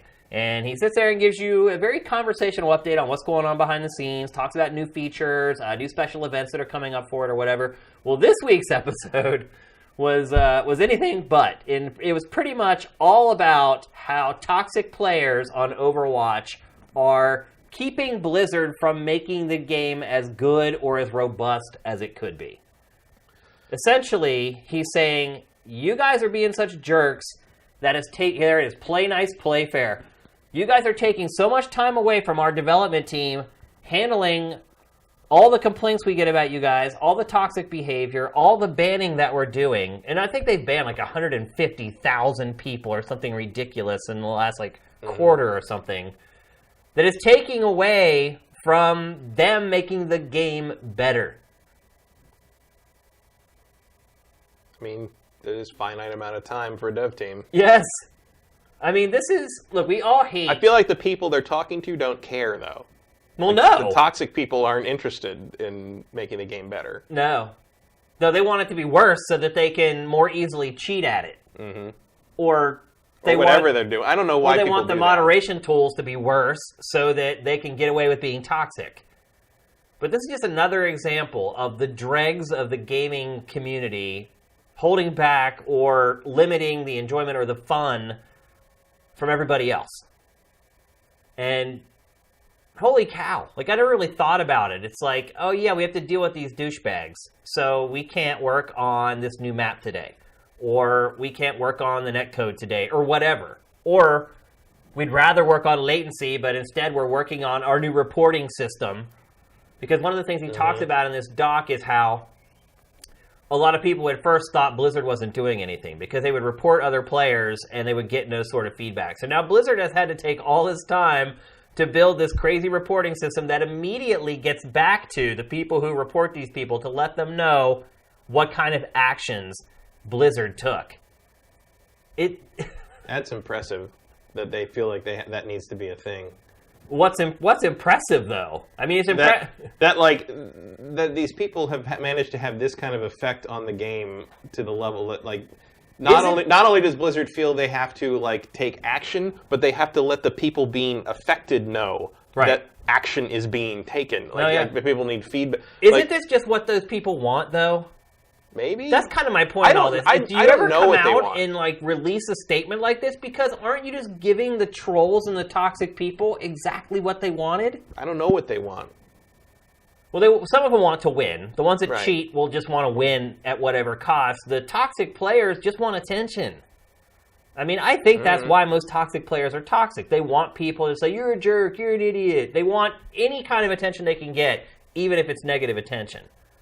And now you have the figurehead of Overwatch going on camera and talking about you. I mean, to me, isn't that like a troll's delight? I mean, that's like a... I think only if he was to mention them by name. I don't know, man. Again, I think it's the whole schadenfreude. Somewhat, but I mean, what else can you do? You can't ignore them because it just keeps going. Well, I think you can't ignore them publicly, but behind the scenes... Yeah, but I don't think this message was for those people. I think it's for the community to know that, hey, this is kind of what's happening. And, I mean, I don't expect the whole, hey, you're ruining this for everyone to change anybody's mind, because I feel like that's probably the point. Right. But, I think it's valuable to the non-toxic people to see that Blizzard is aware and this is taking up a lot of their time and it's a big thing, because then... you kind of it sort of gives the community, the green light to go after these people in a more, you're ruining the game way. And now you can't really, they don't have plausible deniability on that anymore, because Blizzard straight up said, the game would be better if you guys weren't being jerks. Not even in the sense of, it would be a more pleasant experience, but they would have more time to put more content and more effort into the game itself, as opposed to coming up with policing tools for it. I think the problem is the trolls don't care how good the game is. Probably. I mean... But it's just that begs the question of well, what do they want?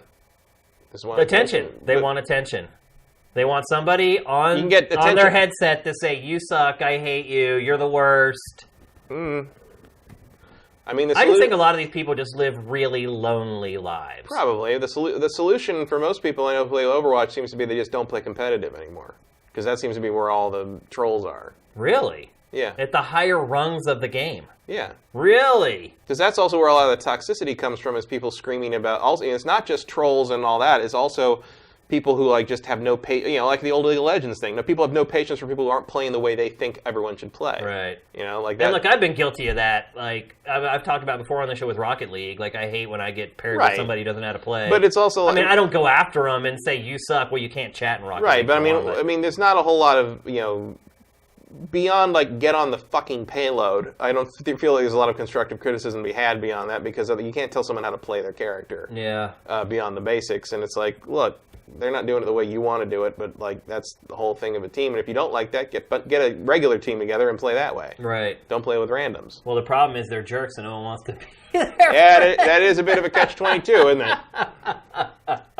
I just think these people are just lonely. I think they don't have much more in their lives than the games that they play, and they just vent. And if they're not getting attention in the real world, they're going to try to get it somewhere else. And I mean, sadly, if you think about it online, who gets the most attention? The people who are nice or the people who are not? It's generally the people who are not. Even if it's negative attention, and attention that somebody like you or I wouldn't even want, to somebody who is just begging for attention, right? It's better than nothing. And I think that's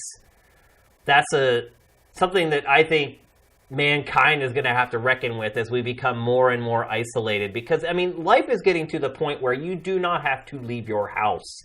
You can have anything delivered to you now. You really don't have to leave, like, ever. And it's only going to get worse and more extreme. There's a lot of people that work from home now that aren't getting social interaction in their jobs anymore. I'm like that. I work by myself all the time, and it starts to drive me crazy after a while. Same. I had a conversation with one of the other people I'm working with. We're all working from home, but like she came over to pick something up, and we ended up talking for like an hour. Yeah, you're like, don't leave. I'm like, people, human beings. Like, what do you? Seriously, yeah. It gets that way, but a lot of it comes out differently in every person. Sometimes it comes out like, hey, let's go to have lunch or whatever. Like, I'm so glad you're here, and sometimes people don't even get that, and they lash out. And I think that's where you kind of see the toxic part of online gaming communities. So there is no easy answer. I personally some think... people are just assholes, too. No, you're right. You're right. I think Blizzard, though, drawing attention to these people, I don't think was the right idea. At least not in such a public way, because these developer docs have never been about stuff like this before. Yeah, but also, I don't think that's such a big... I mean, it's not like it wasn't already happening. Yeah. But I feel like you embolden them whenever they get what they want. Oh my god, the head honcho from Overwatch is talking about us. I think they get off on that, man. I just think that they do. I don't care. Like, fuck them. Like, talk about it. Like, explain what you're doing about it. Explain how it's frustrating to the dev team. Go ahead and express that. Maybe you can convert some of the more moderate trolls. Who cares about converting? Who cares what they think? Period. Who cares how they react? Period. They'll just deal. Blizzard will just deal with it as it happens. But it's important to communicate to the non-toxic people, the people just trying to play the game. It's important to communicate to them that Blizzard is as frustrated with it as they are. Yeah. I think that's the more valuable takeaway. I agree with that, but I think that there is maybe a more tactful way to do that. Maybe via community emails or newsletters. If there's one thing I think we should have learned so far this year, is that it doesn't matter how you phrase it. The toxic people will take it and run with it one way or the other. So you might as well blow some steam off. Yeah. A little revenge at the people who have been doing that at your expense, I guess. All right, let's move on. We're going to talk next about something we've been talking about on GameFace for months, and that is... Who knew these guys would be the ones to beat everyone else to the punch? Who also knew that it would come so fast, because, and just to preface the topic, Matt and I have been discussing how easy it was going to be for big publishers with more resources to completely steal the idea of PlayerUnknown's Battlegrounds. We didn't know how long it was going to take, who was going to be the first to do it. I think our last estimation was like middle of the year next year, maybe late next year. I didn't factor in Fortnite. Yeah. I didn't think about that. Well, here it is, launching in about a week and a half. Fortnite, which is Epic Games' tower defense, third-person shooter hybrid, is now creating its own PlayerUnknown's Battlegrounds type mode called Battle Royale.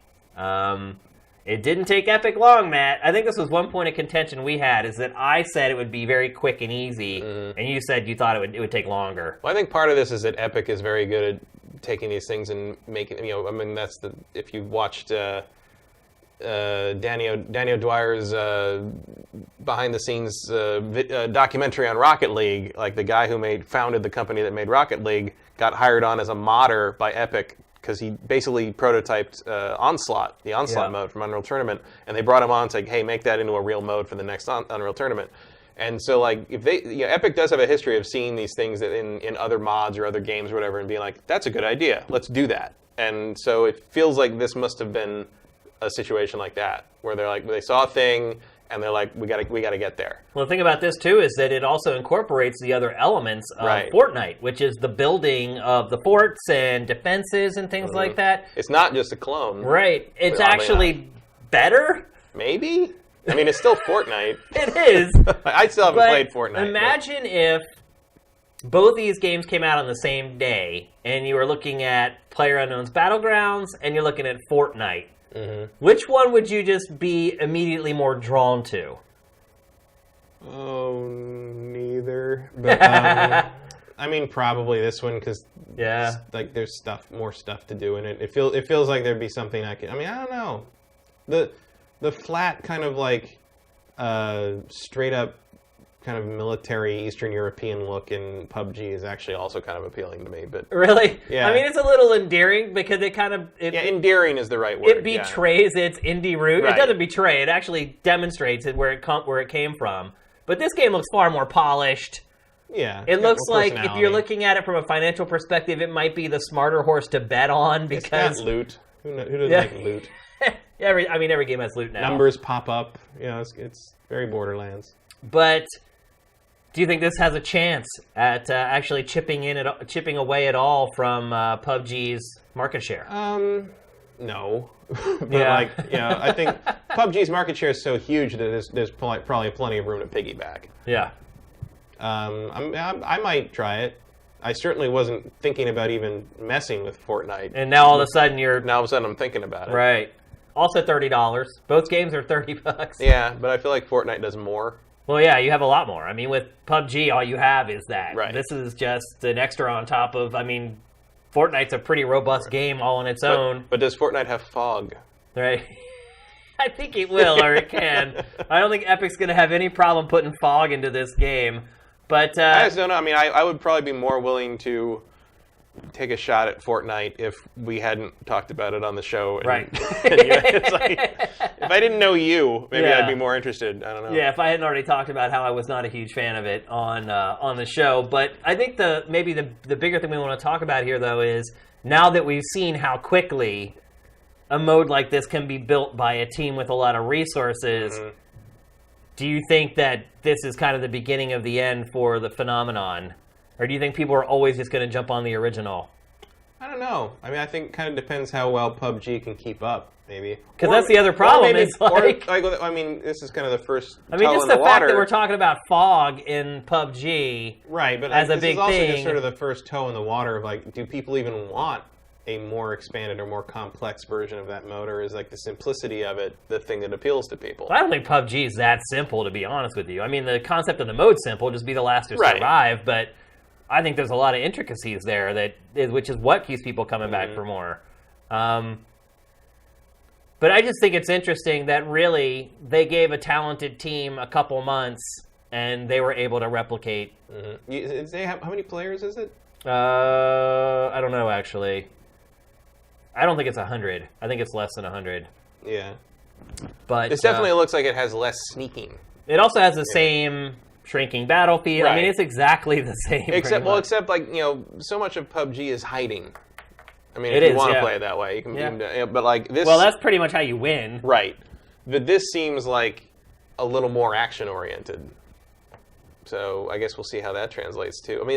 I mean, look, the concept has room for about 10 or 15 different permutations, however people want to interpret it. Yeah. I mean, I'd love to see different games take shots. I mean, I'd like to see what a Gears of War version of this would look like. Yeah. I mean, there's a lot of different things you could do, and who knows which one will be good or which one won't work or which one will be better, whatever.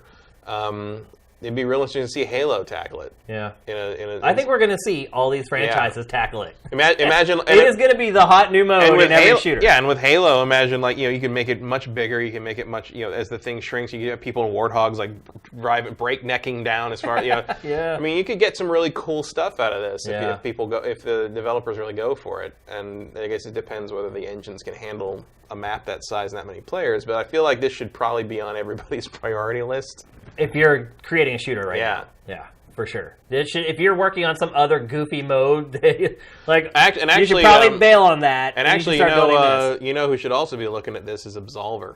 Yeah. Like a kung fu version of this would be maybe an interesting idea. Yeah, because I think one thing I've heard about that game is that there's not enough enemy density in the game. Or For Honor. Yeah. Would be if they could pull that off in For Honor. Or Destiny. Yeah. I mean, it could work in so many... I mean, Destiny's already got maps that are probably big enough for that if you just eliminate some of the corridor action. Even like Mario Kart, something like that. I mean, seriously, battle mode where it just shrinks constantly, and I mean, the concept is so simple it can extrapolate. Fire Emblem Warriors. Yeah.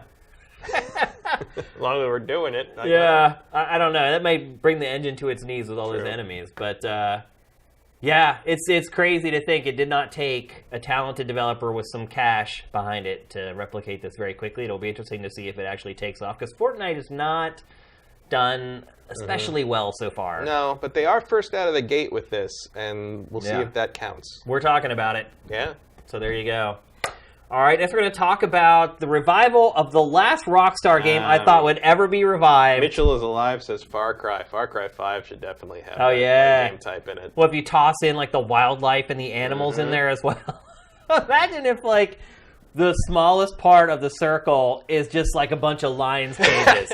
And as soon as it gets to that smallest circle, the cage is just open. Yeah. Or Red Dead Redemption 2 should have it, and then you get to the center, it's nothing but endlessly spawning cougars. It all just jump for your throat immediately. That'd be great. So let's talk about LA Noire. This game is being revived for PlayStation 4, Xbox One, I think PC, definitely Switch. First Rockstar game coming to Nintendo console in a long time. I think since Table Tennis. Yeah. Does LA Noire... Is that the game Rockstar should have revived, I guess is what I'm asking. No. Yeah. I don't get it. I mean, look, I liked LA Noire. I enjoyed it. I don't know if I care to play it again. I would never play it again. And there's 3 other games I'd rather have had a remaster of. Oh, wait, how many Grand Theft Autos are there? There's 5 plus a couple offshoots. 5 plus all the offshoots. So there's at least 6 other games I'd rather have before this one? Maybe not the early Grand Theft Autos. Yeah. But, I mean, look, I would have preferred Red Dead Redemption. Yeah, I mean, there's a really good one. Or even Bully. Yeah. I mean, I understand why maybe some people were saying oh my god, how come they didn't give us GTA 5 on the Switch? I'm pretty sure the answer to that is they're waiting for the online to be in place. Yeah. Because that's where their bread and butter is on that game. I have very little doubt that GTA 5 will make it to the Switch. I think it will. But I think they're waiting for the online stuff to be in place. Because right now... That's where they make all their money. Right, make all the money. Right now, it's just not there yet.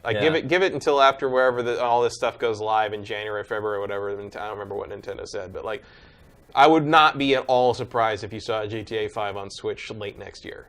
I mean, they have a 360 version they could port pretty easily from it. Yeah. It makes sense. But they want the online to be there already.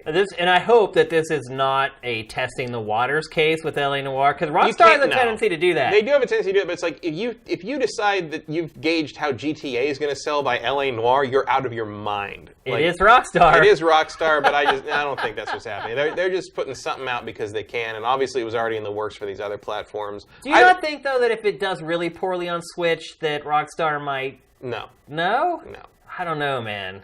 Because I think on a fundamental level, Rockstar views all its games as having a very similar aesthetic. No, I don't think they view LA Noire as that. I don't know. LA Noire was made by a totally different team, has a very different approach, and I think... Is Team Bondi even around anymore? If they are, I don't know. Weren't they working on Horror of the Orient or something for a while, and then they just sort of vanished?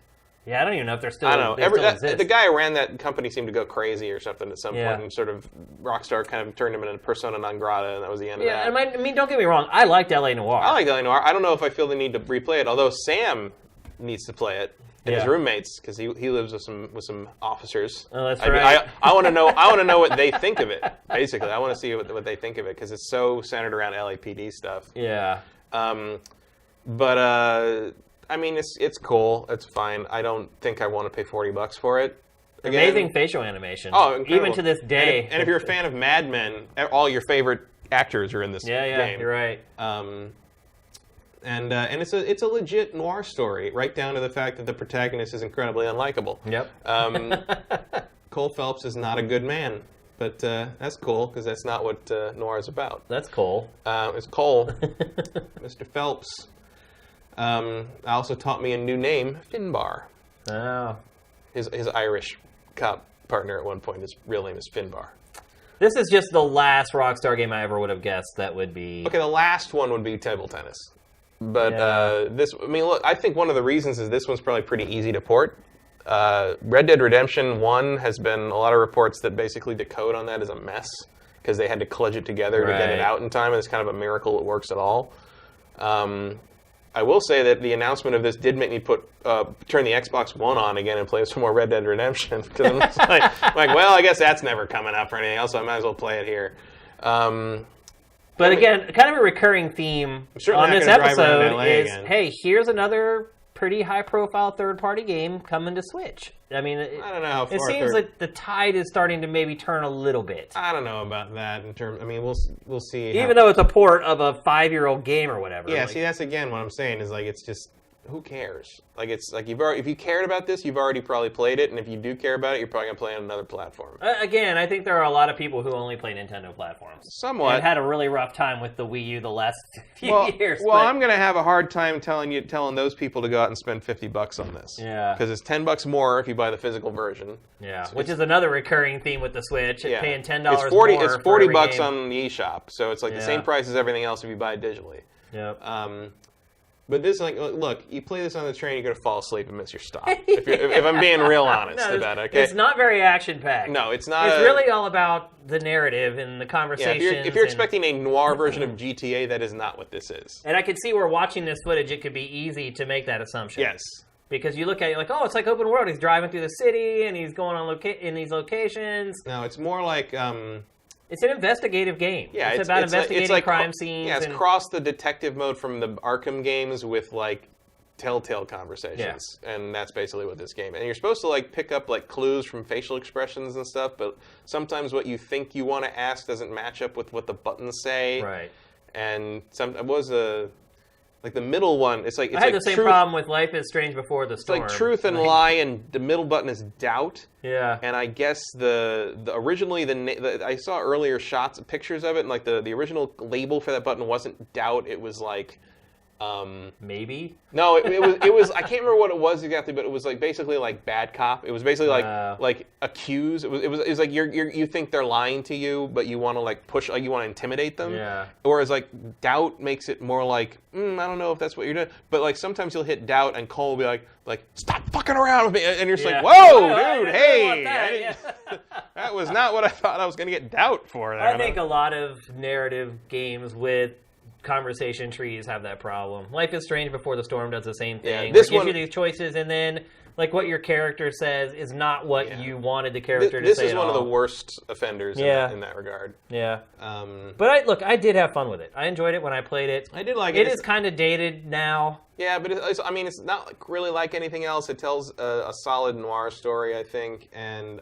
some great characters in the game. Good characters, some really good performances, and I really like the recreation of 40s era LA. Like that's another part of it. It's a really nice visual especially if you've lived here, to see it kind of represented how it was way back in the heyday of Hollywood, so to speak. All right, and also a good warm up for Shenmue with all the picking things up, turning them around, putting them back down. All you Shenmue 3 fans, this is a good warm up. You're right. All right, let's move on. We're going to talk next about the MPD sales for August 2017. They just came out yesterday. Maybe one of the most discouraging MPD reports I have ever seen in my entire life. Not a lot of new stuff. No, Hey. can we put up the sales numbers there, Sam? So here are the top 20 games from last month. Madden takes first. Bad rules. I mean, no surprise there. It was its launch month, and the NFL season just kicked off. It always does well. Although I will say, it did not have a lot of time on sale. Right. Normally, Madden has 2.5 or 3 weeks in August. This year, it came out a little bit later. Still takes number 1. There's number 2. As usual. Grand Theft Auto 5. Uncharted: The Lost Legacy debuts at 3. Are you surprised by that? I am a little bit. Uncharted has never been a massive seller, really. At least Well, until the this last again. couple entries have kind of done better, but No, they were slow burns. On PS3, they sold something like 1 million copies each. They were slow burns on PS3. Very minor. But again, that was back when Sony used to literally promote its exclusives 3 years after they came out. They've kind of stopped doing that of late. And then once you get past that, look at all those games. They're all old games. I mean, and I think what you're seeing here, all of those games, almost all, and Agents of Mayhem debuts at 16th, by the way. I'm kind of impressed. I'm impressed it cracked that high, frankly. Really? Considering how it was received, Dude, I'm surprised. Forza Horizon 3 is right below it. It's been out for like a year. I just didn't think Agents of Mayhem even made that much of a ripple. I mean, if you look at that, it probably sold about 80,000 copies in its debut month. I mean, that's pretty bad. 16, that's terrible. But if you look at that list, what are you seeing? On the whole. No, on the whole, it's games that basically the games as a service thing. Yeah, that's it. It's games that keep you playing with microtransactions or further content or whatever. It has completely taken over. Completely. And I think part of it is the consumers are way, way more informed than they ever used to be. With the exceptions of, Crash. 1, 2, Uncharted. 3, Uncharted, Zelda. Injustice. Although that's kind of a game as a platform, too. Injustice? Yeah. Oh, yeah, it's definitely a platform. I would call that a platform. So at the very least, it's using mobile game tactics to keep you playing every day. Yep. But, I mean, Ghost Recon Wildlands, Minecraft, For Honor, Call of Duty, that's arguable because it does come out every year. Battlefield 1, NBA 2K. And that one is, 10 years old? Remaster of a 10-year-old Call of Duty game? Which one? Oh, Black Ops. Modern Warfare. Look at Black Ops 3. Black Ops 3 is up. When I'm saying Modern Warfare Remastered, is a remaster of a 10-year-old game. Right, yeah. Right above Crash Bandicoot. Yeah. Right below Mario Kart. Yeah. It's the remaster extravaganza. Sales were down year over year again. Even with the Switch going off. Switch was top hardware sales for the month, beat PS4. I'm going to guess that's why Zelda's so high still. Because I think people are inevitably buying that. It's with the 1-to-1. Switch. Yeah, I mean, that's what's happening with GTA 5. People buy a new console. They buy Grand Theft Auto 5. Same thing's happening with Switch with Zelda, which is why it's up there nice and high. Splatoon 2 holding strong still. Deservedly so, in my opinion. But everything else, just a bunch of old games with DLC coming out over and over. And I wonder... still in there. Wildlands is weird in that I just never hear anything about it. It just keeps on trucking, man. And It is the ultimate game as a platform. I mean, I don't remember the last time anyone I know mentioned For Honor, but it's still doing really well. Season 3 is coming up. They're pushing the living crap out of that right now. I did like that game, but I just fell out of it. Yeah. Sales are down year over year. Again, it's pretty much a recurring theme at this point. Well, I mean, that's kind of because we're not seeing digital, right. And all the retail money that's being lost is being more than made up for in digital. It's also kind of the inevitable end result of all this games as service thing is you want people to play your games longer, which means they're going to have less reason to buy another one. Yep. You're absolutely right. And, Pac has answered a question about that last month. And he said that the publishers are more than making up for the lack of brick-and-mortar sales with their digital stuff and their microtransactions. So how do you feel about it, Matt? Do you like a future where there are less games, but the games that we do have live longer? And I don't know. I mean, I don't tend to stick with them as long as these sales would indicate most people are sticking with them. We can't, though, because we have to keep playing new games so we have stuff to talk about on GameFace, and so we're informed. I mean, look, I think this year is in the running to be the best release year of video games ever. It is. It's got a shot, for sure. As such, I find it hard to complain. Yeah. I get why it kind of can feel like a looming threat, like in terms of maybe it's good now, but if it becomes like the standard model, can it just sort of stagnate as we move forward? That's a possibility, but it's also a possibility with any people were saying the same thing about first-person shooters or what have you back in 10, 15 years ago. So it goes in cycles. I think if the new push is games as a service and the result is the games that we're getting right now, I am okay with it. I mean, I think the thing is if you're trying to design a game as a service, the game has to be really freaking good. Yeah. It just has to be. I mean, you have no hope of making a service out of a game that isn't initially enjoyable. You gotta have a game that people aren't just going to turn on twice. They're going to turn on over 20 and times, over 30 and times, over again. 100 times. And so I just think intrinsically, organically, these games end up being good. And if they don't, they go away. And the publisher goes back to the drawing board and tries to make another one. And, if we're on the side of the consumer as well. We're not in cahoots with publishers. We're here for consumers. That's our job, to inform the consumer. Yeah. Although sometimes I think I think I've definitely got my eye on Lawbreakers, because Lawbreakers is an interesting example of a good game that can't get any traction so far. Yeah. Did you see Cliff Bleszinski's interview this week on GameSpot? Yeah. I appreciate what he's saying there. Yeah. But it's... I don't think it's going to change the fortunes of Lawbreakers. But a lot of what they're saying there is that he's like, should have launched with Team Deathmatch? Yes. Shouldn't have had that logo? Yes. It's like, should have been less of a dick? Yes.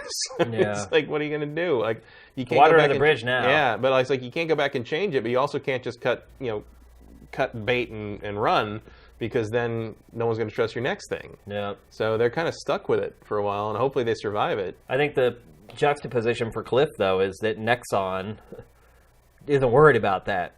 They're not worried about Cliff Bleszinski's next game. Mm-hmm. So to them, they're like, well, let's see, we're throwing money into a bottomless pit here because you're trying to save face. Right. And there could be some friction there where Nexon is like, look, Cliff, like, we gave you complete creative freedom to do whatever you wanted with this game. You took it, you did it, it wasn't a success. We can't keep throwing money at you, bro. Like, well, I think at the very least they have to try it free to play. Yeah, eventually. Well, they will for sure. I mean, he seemed very dismissive of that idea still. But he'll get over it. Yeah, I think it'll come. When it gets to the point of either this thing that he's created surviving. Yeah. I mean, I've been going through this myself. It's like, well, the worst part I think was when the chips are down, you're willing to forget a lot of the principles that you initially had when you work on a project. Well, the worst part I think was when he said, the concurrent player base is something like 300 something, and the he was talking about how it's a relatively small team. It's only about 65 people making that game, and someone on Twitter pointed out, so 1/3 of the current player base is the dev team. It's just like, like that's. There's no need. Probably not that many. There's no need for someone to tweet something like that at him. But it's just like, why? What do you get out of that? Like, people like to watch things go down in flames. The person who tweeted that, awful. People like to watch things go down in flames. It's terrible. And it's like, and they're really picking the wrong person to target with that. Yeah, he's not the guy that you probably want to do that to. No. Well, also he's not the kind of the disingenuous like money like who cares about the game person. He's really trying to make a good product for people because he doesn't need money. Right. He has more money than he'll ever be able to spend. And he's just I mean, I don't know why this game got ignored. I can't understand it. I really like the game. I liked the game when it came out. I like it the longer it's been out, they've made tweaks to it. It's got better. I mean, I think it does go back to what we said. It's just a little too bland aesthetically. It just doesn't have that punch. Doesn't hook your eye. Yeah, and it's just competing with games that do. So, yeah, notice it wasn't in the charts. Yeah. At all. At all. I didn't even put that together. It wasn't even in the top 20. You didn't even think about it. Yeah. That's part of its problem. It is, yeah. Wow, that's bad. Because he did say in that interview that the PS4 version is fine and doing okay. Well, if it wasn't in the top 20 games of August, and number 20 probably sold 40 or 50,000. If it didn't outsell Agents of Mayhem. Yeah. It sucks. All right, let's move on. We're going to talk next about subscription services. I know all about this. Obviously, Sifted has been a subscription site. Now we moved to Patreon. So we moved away from the subscription model. But VP at EA this week was talking to, I believe it was Games Industry, and told Games Industry that he believes wholeheartedly that subscription game services are the way forward, and there's already the technology and the backbone in place to make it happen, and it's only a matter of time. What do you think about that, Matt? Basically, no more physical games ever. Right. Everyone's going to be streaming their stuff. And look, EA is a little incentivized to say this because it does have its own sort of subscription services. Mm-hmm. Look, the only reason I have Origin on my computer is I have to. Right. Okay? Yeah. Like, I don't have any interest in subscribing to anything about EA in that regard. And, like... I mean, here's the really interesting thing. The other thing is, like, the things I like that come out of EA are things that, like, are one-off bits that, like, it's like, okay, how did we possibly get 3 Dead Space games? How did they make a sequel to Mirror's Edge? Like, those aren't going to be covered under a subscription situation. So I think that's a negative thing to me. Unless you're talking about, like, subscribing to a publisher and you just get all I think their he was talking names about, like, PlayStation Now. Or, like, EA Access or whatever. Oh, PlayStation Now is garbage. Is it garbage? There's always a lag to it. It doesn't play right. It's fine for what it is, but I can always tell, and I have no interest in that. But do you think as broadband gets better? No, because you're always going to be limited by the speed of light. Yeah. Like, I have to move the thing. It has to go to the remote location. It has to register. It has to do the thing, send it back to me, and then it reacts. There's always going to be a lag time that I would prefer to just eliminate by playing it on local hardware. And maybe that's me being an old man, but like I don't have any interest in that kind of Gaikai thing. That's never going to work properly to me. At least certainly for things like fighting games and stuff that you're never going to be able to do that properly. That always needs to be local hardware or 2 hardware connecting directly to each other. But you don't think that like a Netflix for games is eventually going to be the thing? It's hard for me to say that it's not. Maybe in the casual market, but like it's not something I have any interest in. I don't know. I'll buy digitally, but I don't want to stream stuff from an outside computer. I mean, I know Factor goes on and on about how that's going to be all just go through your TV and there won't be game consoles anymore or whatever. But I don't buy that. Not in the next 10 years. Really? I don't know. Unless they intend to replace all the internet cables in the country with high-end fiber optic, like you're not going to have the speed to do that properly. But don't you think that they can do something on the back end to mitigate the reliance upon broadband? No. You don't think that they can shrink the data that's going back and forth? I think you're still limited by the speed at which light travels. I mean, it goes real fast, but you're still going to notice that little lag time on it.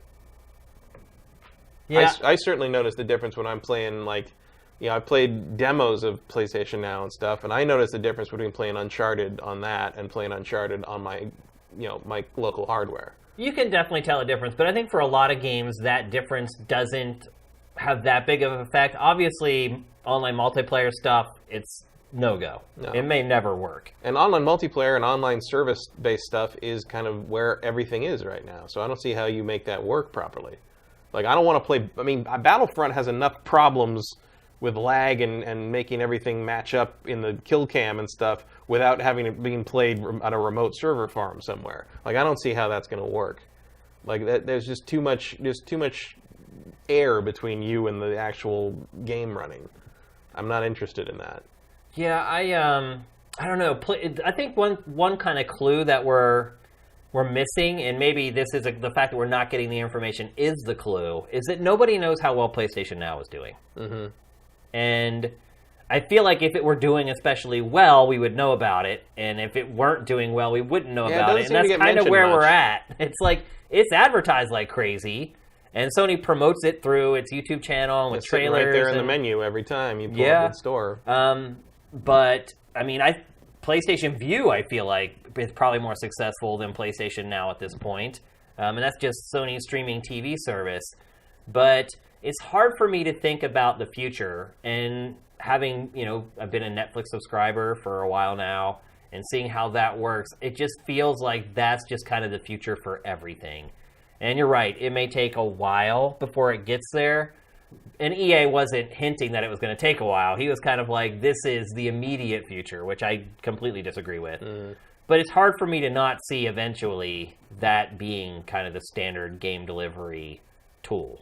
It would have to be a massive improvement in internet infrastructure, and you need server farms to run this stuff on a 150 miles away minimum or maximum for most of this stuff. Like, it's just the infrastructure required to do something like that would be massive. It would be massive on a level that I don't see EA undertaking.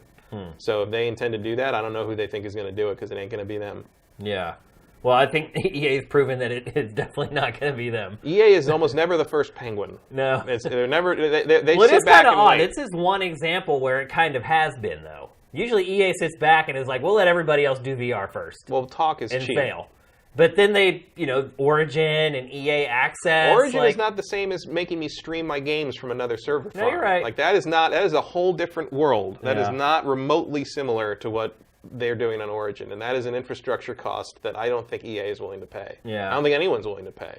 I mean, that'd be something that that'd have to come out of Netflix themselves or something, which I'm sure they have interest in, but they haven't actually made a move to do anything about it yet. Kind of a replacement of like the old Redbox idea. Yeah. Or GameFly. I don't think GameFly has the capital to pull that off. Not anymore. That's for sure. That's the thing is, like, I mean, any time you do something like that, I mean, PlayStation Now is attempting it, but you're gonna have suboptimal performance, and maybe at some point the cost benefit outweighs the negative. But like for me, I don't see that happening, frankly, ever. And the other thing is that you look at that NPD chart we just looked at. Almost all those games are online and multiplayer centric, and that's a really doesn't good work. point. That's a really good point. So I just don't because think, that's where games are going. I mean, they're all connected now. If anything, it's going to be an also-ran sort of, here's how we're going to deliver single-player and retro content to you, because we don't want to manufacture shit anymore. Kind of PlayStation Now, now. Exactly. I mean, to be honest, yeah. Which is like, I'm just going to keep buying actual versions and installing them on my local hardware. I don't have any interest, unless... You know me, I don't even buy digital versions of games. I buy box copies of everything I can. I don't buy anything digital if I can avoid it. I don't buy box all the time anymore. I buy digital if it's something that I know I'm going to be playing. If it's online, like Destiny, bought digital. Battlefront 2, I'll buy that digital, because why would I ever play that with the disc? You know, but it's stuff like Uncharted, I bought a disc because it's a single player game to me. Yeah, and I think anything that has resale value, I would always buy. Yeah, Nintendo stuff. It's always worth buying physical, because someone will want that eventually. No doubt about it. PC. I mean, I have reams and reams of PC games. I don't have. Although I do have a ton of physical copies of PC games from like up to about 2008 in a giant box. I don't know what to do with. Like I have like all the Dawn of War games, all this. I'm just like, what do I do? Who wants these? Sometimes though, those CD keys are still. They are sometimes still valid. I didn't know that. It's crazy. I didn't know that until like recently. So I'm just like, wait, you mean I could have just plugged all these in a thing? It's crazy that some of those keys still live on some of these services. I mean, I probably replaced all those games digitally on Steam for like $1 each or something in Steam sales. Right? It wasn't anything, but like it's not even worth $1 to dig out the code. Right. It's like I just paid what you do. Although I did find out I do have some games that are valuable in that regard, and that is the Battle for Middle-earth games. Oh. Never been reissued, not on Origin, and the license means they're gone. Like you can't do it. Yeah. So I have the physical copies of those, and those are apparently the only legal way to play that game now, and those are pricey. Sadly, most of my and those are really good. Sadly, most of my boxed PC games were here. Oh, right. When we got robbed. Like, I lost almost all my boxed PC games during the robbery, so... Yeah, and those are something you definitely can't replace. I'm trying to find somewhere to get rid of like those the box, the box ones. And the other thing I have a giant box full of Mac versions of games, because I had my only gaming computer for like most of the 90s was a Macintosh through college and stuff. So I have Mac versions of every major game from the 90s, and I'm just like, does anyone need these? Because they don't even work anymore. Like, like if you have anything OS past, I think 9, like you can't run stuff from OS 7 and back then. So I'm like, maybe there's like an archive project somewhere that needs Mac versions of things. Probably not. No, probably not. There's no museum of like games versions of games no one played much because definitely not for Mac. Yeah, I guess not. No, that's for sure. All right, let's move along.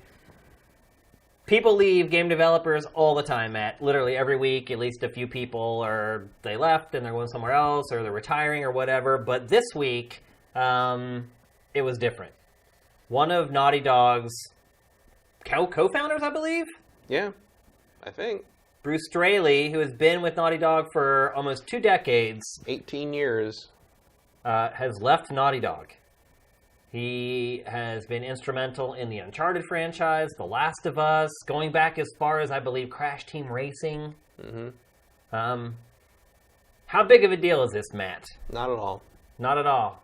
So you think at this point he's already become the figurehead and isn't doing a lot of the day-to-day... Oh, no, I think he's doing, like, real stuff. He's a game director, but, like, I mean, it's not like... I don't think it... I mean, maybe it'll have an impact on the upcoming games or something, but I don't know. I mean, that's my concern. You've still got Druckmann. You've still got people that have been doing. You know, everybody. There's a house style that Naughty Dog has that I think people will be able to. But emulate. doesn't that come from people like Straley? Yeah, Isn't that where it comes from? Doesn't matter. Like, it's been established already, and you know, I could probably get the tone of a Naughty Dog game down at this point. Like, it's something. I don't know, man. That's I mean, I look at people like like him, the Housers at Rockstar. Like, they're the people who come in and sprinkle the pixie dust on it. I would say that was Amy Hennig, and she's already gone. Well, she's a writer, though. Yeah, but that's where they've really been missing the boat in Uncharted 4, and I think Uncharted 4 also. Most people praise The Lost Legacy, though, for its writing. Oh, Lost Legacy is definitely another step forward, and I think it remedies a lot of the problems I had with Uncharted 4, right down to the fact that Nadine's there to have the same opinion about Sam Drake that I do. Yeah. But I think, you know, there's been a lot of turnover there recently. There's been a lot of, like, corporate change there. Last of Us really altered some things, and I think it's a new era, and I'm not all that worried about it. Also, the man's been there 18 years. Let him move on. Oh, for sure. I mean, look, I'm not begrudging him for saying, you know, I'm done. Like, I'm out of here. I mean that company, that's a high-intensity company. They're basically always in crunch. Naughty Dog is notorious for crunch and working long hours. And, I mean, look, it pays off, obviously, in the quality of its games. But it is not... People want to work there for 2 years and leave. Right. I mean, that's generally... You want it on your resume. You don't want to be there for 18 years. Yeah, like, every time I've talked to someone about Naughty Dog, they're like, oh, their reputation in the industry is that it's a grindhouse. Yeah. And that you're going to go there, you're going to give up your life to work there, and you get it on your resume, you ship one game from Naughty Dog, and then you pick where you want to work. You pick where you want to actually go. Yep. You could even see it, like Naughty Dog will do recruiting videos that it'll put up on its YouTube channel where they interview people, and you can even, like, some of the interviews with their employees, they'll even say, like, it's really hard. It's kind of your life. Like, they don't even pull any punches about it. So I can totally understand why he was ready to move on and maybe do something different or something completely different and maybe even get out of the industry. My concern is, how will it affect the quality of Naughty Dog's games? And I'm not quite as confident as you are that, and maybe it's an accumulation effect where you've lost Amy Hennig, you've lost one of your figureheads, one of the co-founders. Jason Rubin left a long time ago, and I will say... That was nothing but an improvement, though. Yeah, I mean, I didn't really notice any difference from Naughty Dog once he left, but... I did. I suddenly started to like their games. But with Amy Hennig, I think... You could notice it a little bit with Uncharted 4. I still thought the writing was better than most video games. But yeah, but it's the tonally, I think Uncharted 4 was all over the map, and mostly that was where the ball got dropped, was tone and treatment of some of the characters. Yeah. Elena. But I still thought it had Lost Legacy, I think, that special something that Naughty Dog's games have. I don't think it did. Really? I think it did visually. Like, technologically, but in terms of narrative... I still thought it had that charm and everything about it. I find Uncharted 4 completely charmless in that regard. Wow. Outside of a couple... I mean, Sully is always going to be awesome. Yeah. But, like, I don't think... that whole game leaves me completely cold outside of a tech demo. Interesting. Whereas Lost Legacy is the opposite. Lost Legacy, I think, gets the verve back. Brings back the set piece stuff, brings back the character interaction that doesn't annoy the hell out of me, acknowledges the fact that Sam Drake is an idiot. Like Lost Legacy really kind of brought me back on the Naughty Dog train. Yeah. And that's a pun if you finish the game. I think my other concern too is what we talked about earlier, in that people go there, work for a game or two, and then leave.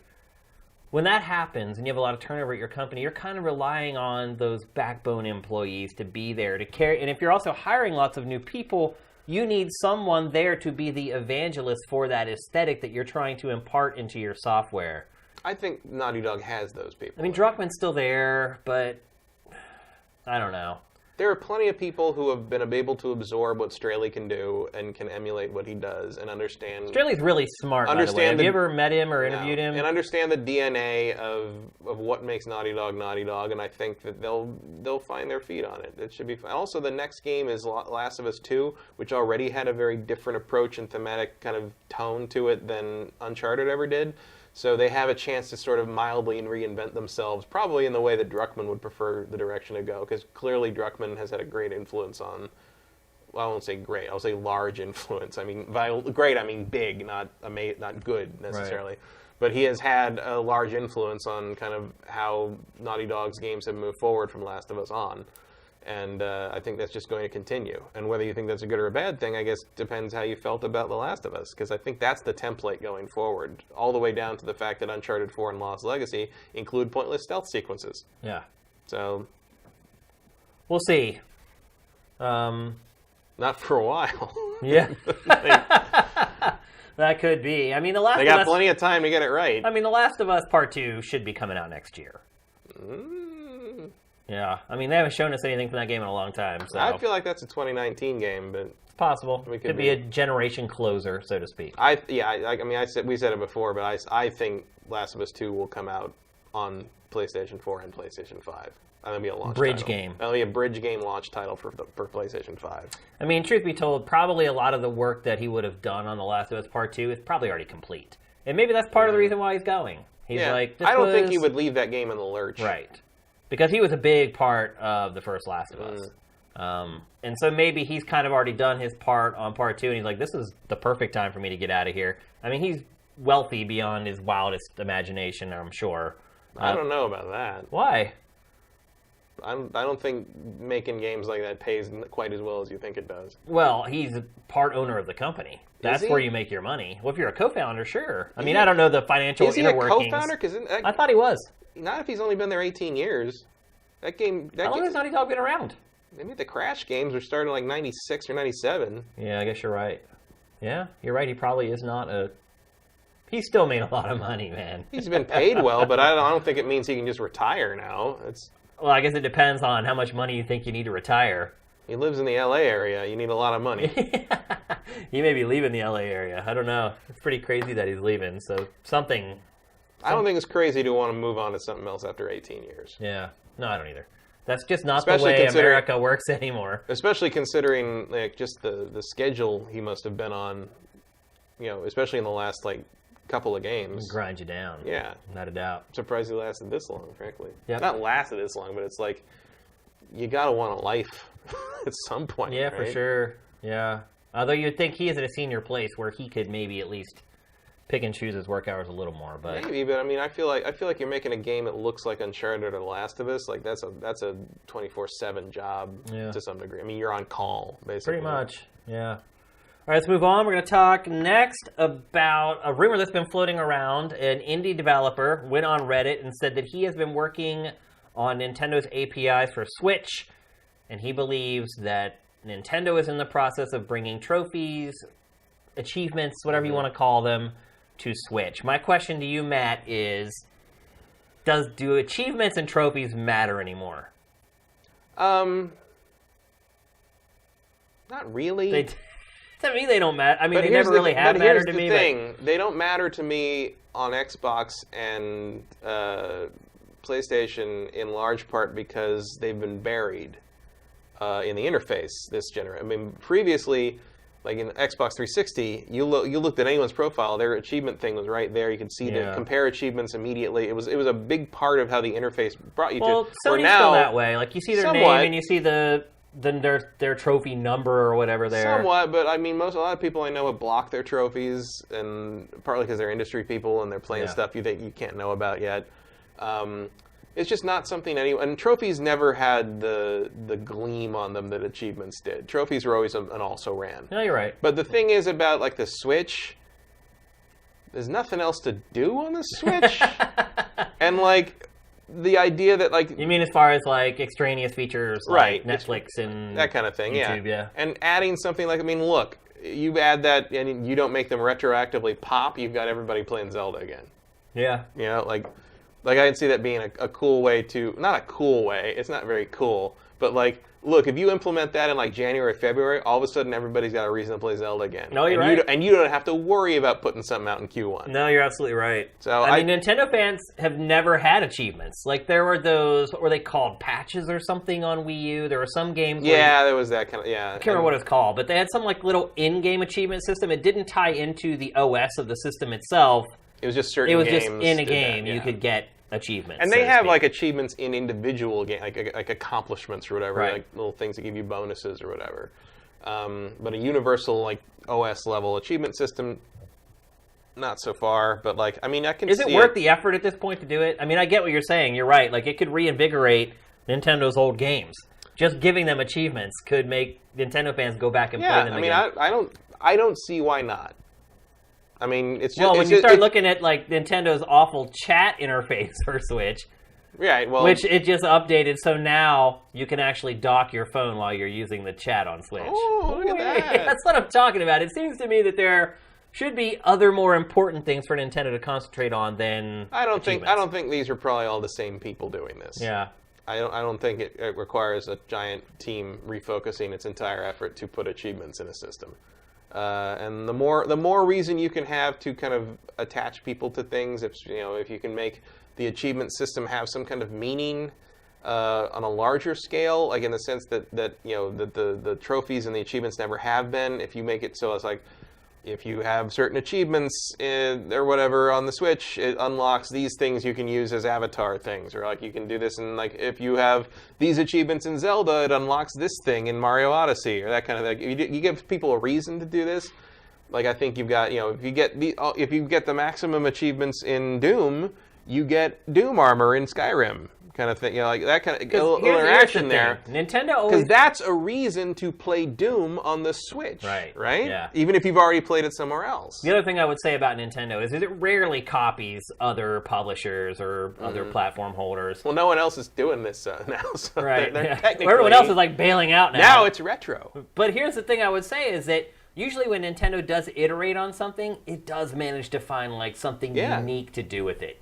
And that is kind of the one caveat where I'm like, maybe it is worth Nintendo also, part working of me, on something part like of me that. wants to see this happen just because I'm very curious what sound Nintendo would choose for when it pops up. Because that's it's going to be a coin or something. Maybe, but look, Nintendo's very good at sound design, and the trophy sound is garbage. Yeah. Whereas the achievement sound is great. It is, yeah. That little drip sound. I don't even get notifications for my trophies on PlayStation 4. I never get the pop-up. And because I've turned them off. So it's like I'll go back and look at like what I got after I finish a game or whatever to see what trophies I've got, but I never know while Although I'm playing. I'll tell you what I am thinking about is going back and erasing all the damn screenshots it takes. Yeah. I'm up to like a gig of screenshots. They're so for worthless. trophies. It's Stupid. like, who wants a screenshot of just that stupid pop-up? Right. Well, and also nobody ever looks at trophies anymore. No one thinks about it. No one does that. But you're right. I think Nintendo is one company who could find an angle on this that would make it relevant and fresh again. And it's going to be relevant and fresh anyway if Nintendo does it, just because it's never had them. Right. And Nintendo fans are going to freak out. So. But for once, if you put that Nintendo spin on something and make it, make it work, make it bright, make it attractive, make it something that I'd want to look at my friends' achievements again, like on whether it's like some little personalized display you get to make, or like a little trophy case kind of thing. Give it a little more texture. Yeah, and like that could be something, Yeah. You make it compelling enough, and maybe I would play Zelda again just to get some trophies. I would not, but I can see where some people would for sure. We're gonna finish it off with another story about Nintendo. I think Reggie is trying to be our white knights, Matt, because he came out this week and said, "Do not pay scalpers for the SNES Classic. We are going to get enough out there that you're not going to need to pay exorbitant fees to scalpers. Don't do it. Trust us." Also announced this week, the NES Classic is coming back next year. They're going to start manufacturing those again. So can we really just tell the scalpers to go away? You can tell them, but they're not gonna, and people are still gonna pay $200 for the damn things because they want it. Do you think so? I mean, do you think they're gonna need to though? It doesn't matter about need to. It's FOMO. It's fear of missing out. Right. Like no one trusts Nintendo to make more of these things yet. So early on, at least, people are still gonna pay those ridiculous prices for these things. But what if they don't have to? What if they can go to the store and get them? They can't. They're sold out. They're gone. Like, they're going to have to wait to the next shipment, and no one's going to wait for the next Are you shipment. talking about the SNES or the NES? Both, really. I mean, the NES is already selling for except for the thousands that other retailers seem to have stored away in sheds somewhere. I mean, there was that thing with that Amazon treasure box, whatever that was, where like the treasure truck where it comes to, and their first thing in LA was 1,000 NES classics, and that was in July. Yeah. Like, you've just been sitting on these things, bro. Do you not think that this may at least discourage scalpers from buying 20 or 30 of these? No. Really? No. Why would you believe what he says? Also, it's not going to be relevant to September 29th. Because it's Reggie, man. He always tells the truth. Uh-huh. Why aren't you happy with our game lineup? Because Reggie told me. Why aren't you happy with our game lineup? We gave you Animal Crossing. Fight me. None of what he says here is going to be relevant on September 29th. You don't think? No. He's talking about making more of them down the line, like getting them out there in time for Christmas or something. He's not talking about launch day. Right. Launch day, they're going to be gone in 5 seconds, and everyone's going to be on eBay trying to look for one for like less than $200. I don't think most people are like, I have to have this the day it comes out, though. I think you're completely wrong. Really? I think you. Otherwise, why are people going crazy to pre-order this thing? Because they want it. Right, and they're going to get They it at don't all necessarily costs. want it that first day. I think if they know there's more shipments coming in, it will definitely but they make people be more patient. You're not reading what people are saying about this online, I guess, because Where? Reddit, Gaff, Well, those people GameFace, don't count. Like Twitter, everywhere. Like people are just like, oh, sure, they're gonna be making more, but it's the gonna be Otaku doesn't count. That's not what I'm talking about. I'm talking they're the about ones who are buying these. They buy the first batch for sure. Yeah. They'll buy them forever. Like that's the other thing is like anytime people say, okay, Reggie's saying more is coming, but they're assuming, everyone assumes that they're just gonna disappear instantly like this batch did. Like the only thing that's gonna dissuade the scalpers is if this thing comes out and they are stuck with these things and no one will buy them, and that's just not going to happen at launch. It might happen in October or November. That's what I'm talking about. Yeah. But like that doesn't matter right now. And like they're going to have to put some serious product in the pipeline to prevent that from happening, because the furor over these things is going to continue for at least 2 more waves. Well, I mean, I could tell you personally, I'm not going to pay a scalper for one. I mean, after what Reggie said, neither would I am not going to pay $200 for one. Well, I never paid. And I'm otaku. I mean, I will not pay a scalper. Like I've never paid $200 for NES Classic either, and neither did you. But hundreds, if not thousands, of people did. Yeah. We aren't the people you're talking about. But this is different. No, I mean, we don't know It's not yet. different. It's different from the NES Classic because they never gave anyone this assurance that there was going to be more. They never said there was going to be more stock right out of the gate like Nintendo did this time. Nintendo never came out like 3 weeks before launch and said, hey, don't pay scalpers for these things. We're going to have plenty for everybody. They never did any of that with the NES Classic. Well, because they didn't think they had to.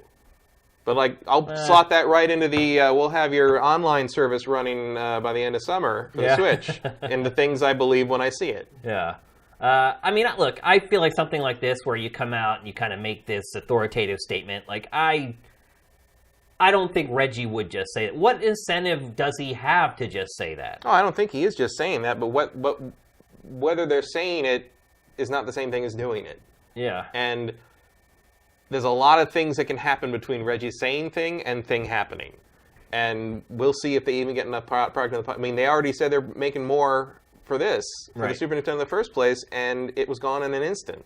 And do you trust them to make enough copies of anything to get it out there? Because I don't know how many. Because last I checked, I don't know what the allotment was for pre-orders. So. Nobody does, but the allotment was not enough. It wasn't very many. And this is simply a thing that's continuing, because I don't know if you've tried to go out and find one of those Metroid amiibo today, because it just came out today, but they're gone. Yeah. They're gone. You'll never see them again. But like, Nintendo doesn't make enough stuff. And maybe this is the moment where they realize like that they got to turn it around and do it right and make enough to meet demand. But they haven't done that for years. So until they actually do that, I'm going to say, hey, get it however you need to get it. But see, to me, the fact that they went on sale at like 2 a.m. and sold out very quickly, to me that says they didn't have that many. Because only the hardest of the hardest hardcore were awake at 2 a.m. to see a tweet from Wario64 and go buy this thing. But it wasn't 2 a.m.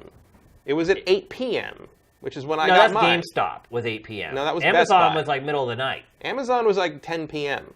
Because No, I got both of them. them. That is absolutely right, because that's when I ordered it.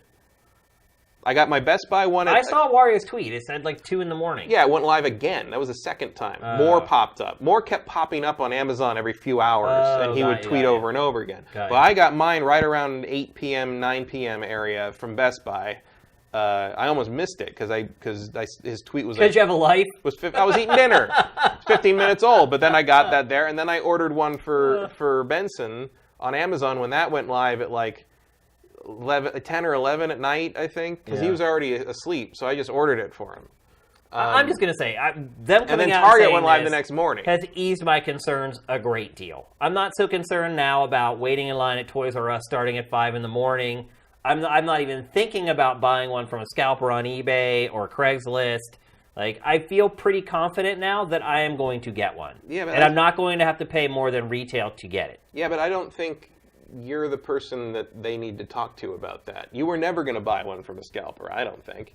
If you didn't buy an NES one, why would you buy a Super Nintendo? Well, because I like Super Nintendo more than NES. Well, true, but it's just like, I think there's tons of people that are still going to pay scalper prices to get this thing around the launch window. Yeah. I mean, look, because they're afraid they're never going to see it again. Anyone who got the first allotment and bought 20 or whatever they bought, they're going to sell all those. Yeah. For sure, I agree with that. But I think after that happens, I think if people try to do that again, I think they're going to have a harder time trying to make a profit on it. Maybe, but that's still going to lead to nobody being able to get them. Yeah. I mean, it's going to take, I think scalpers are going to do real well out of the gate on this thing, and then they're going to buy up the next allotment, maybe in October or whenever they ship them. And yeah, maybe those will sit around, and they won't be able to sell them. Yeah.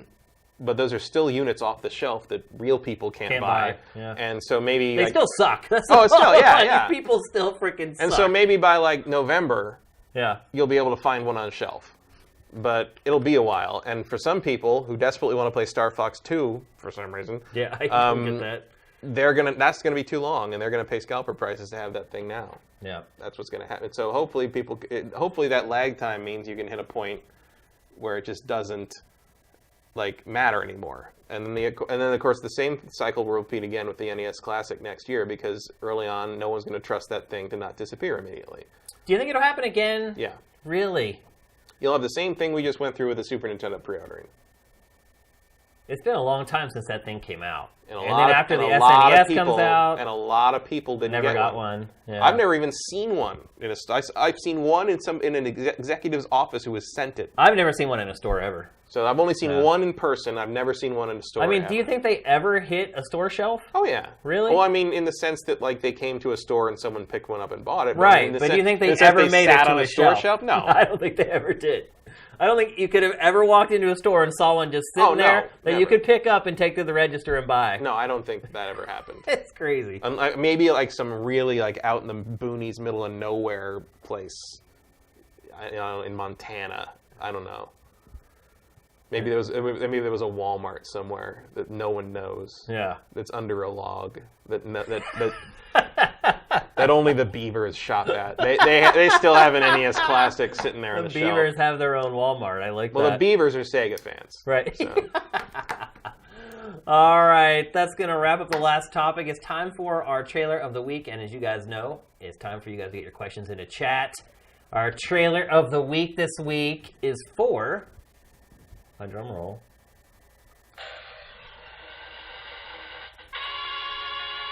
Yeah, it needs new batteries. It's for Okami HD. So Okami is a Zelda clone that originally was from the PlayStation 2 and Xbox era.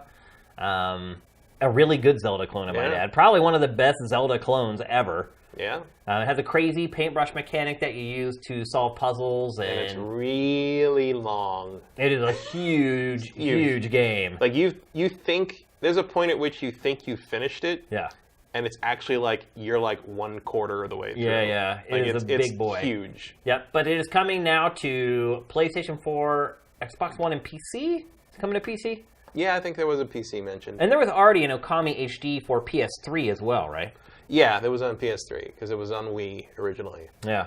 And then there was a PS2 version. Yeah. And then then the PS2 version got up-res to I think it was 1080p, solid 30 on PS3. It was good. It looked good. They're saying this is going to run in 4K though? Yeah, that's what they're saying. Pretty crazy. You never heard of this game? You should have, but if you haven't, you should definitely check out this trailer, and even if you're just a big fan, you should watch it anyway. So here is the debut trailer for Okami HD.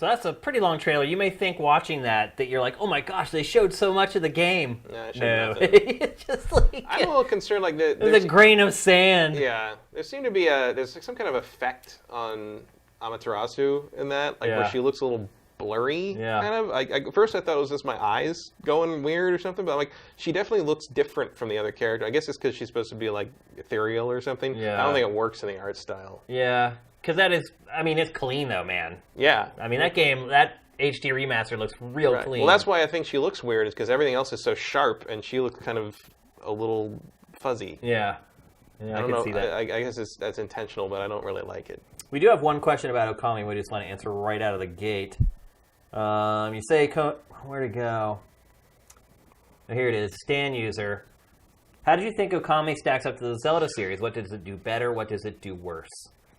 It does wolves better. It does wolves better. It does combat better for the most part. Yeah, I think I would agree with that. Zelda's never been better. Zelda has never really focused on combat outside of a couple of games. Yeah. And it does the size and the epic kind of scope a little better in some places. I would certainly better than its contemporaries. I would argue innovation it does better. I mean, the whole painting mechanic is unlike anything you've ever really seen in a Zelda game. Yeah, for all, like, Nintendo spent all those 2000s years talking about innovation and ways to surprise you, Okami was the one that really took an innovative approach to how you interacted with the world in a Zelda game.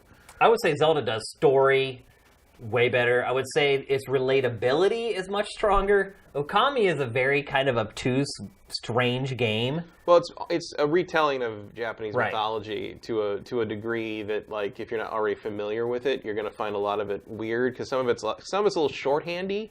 You know what I mean? Like, it's like I think that game assumes you already know the stories it's telling, so part of the entertainment value is supposed to come from its sort of weird, like funny or modern twist on how they're telling the story. Yep.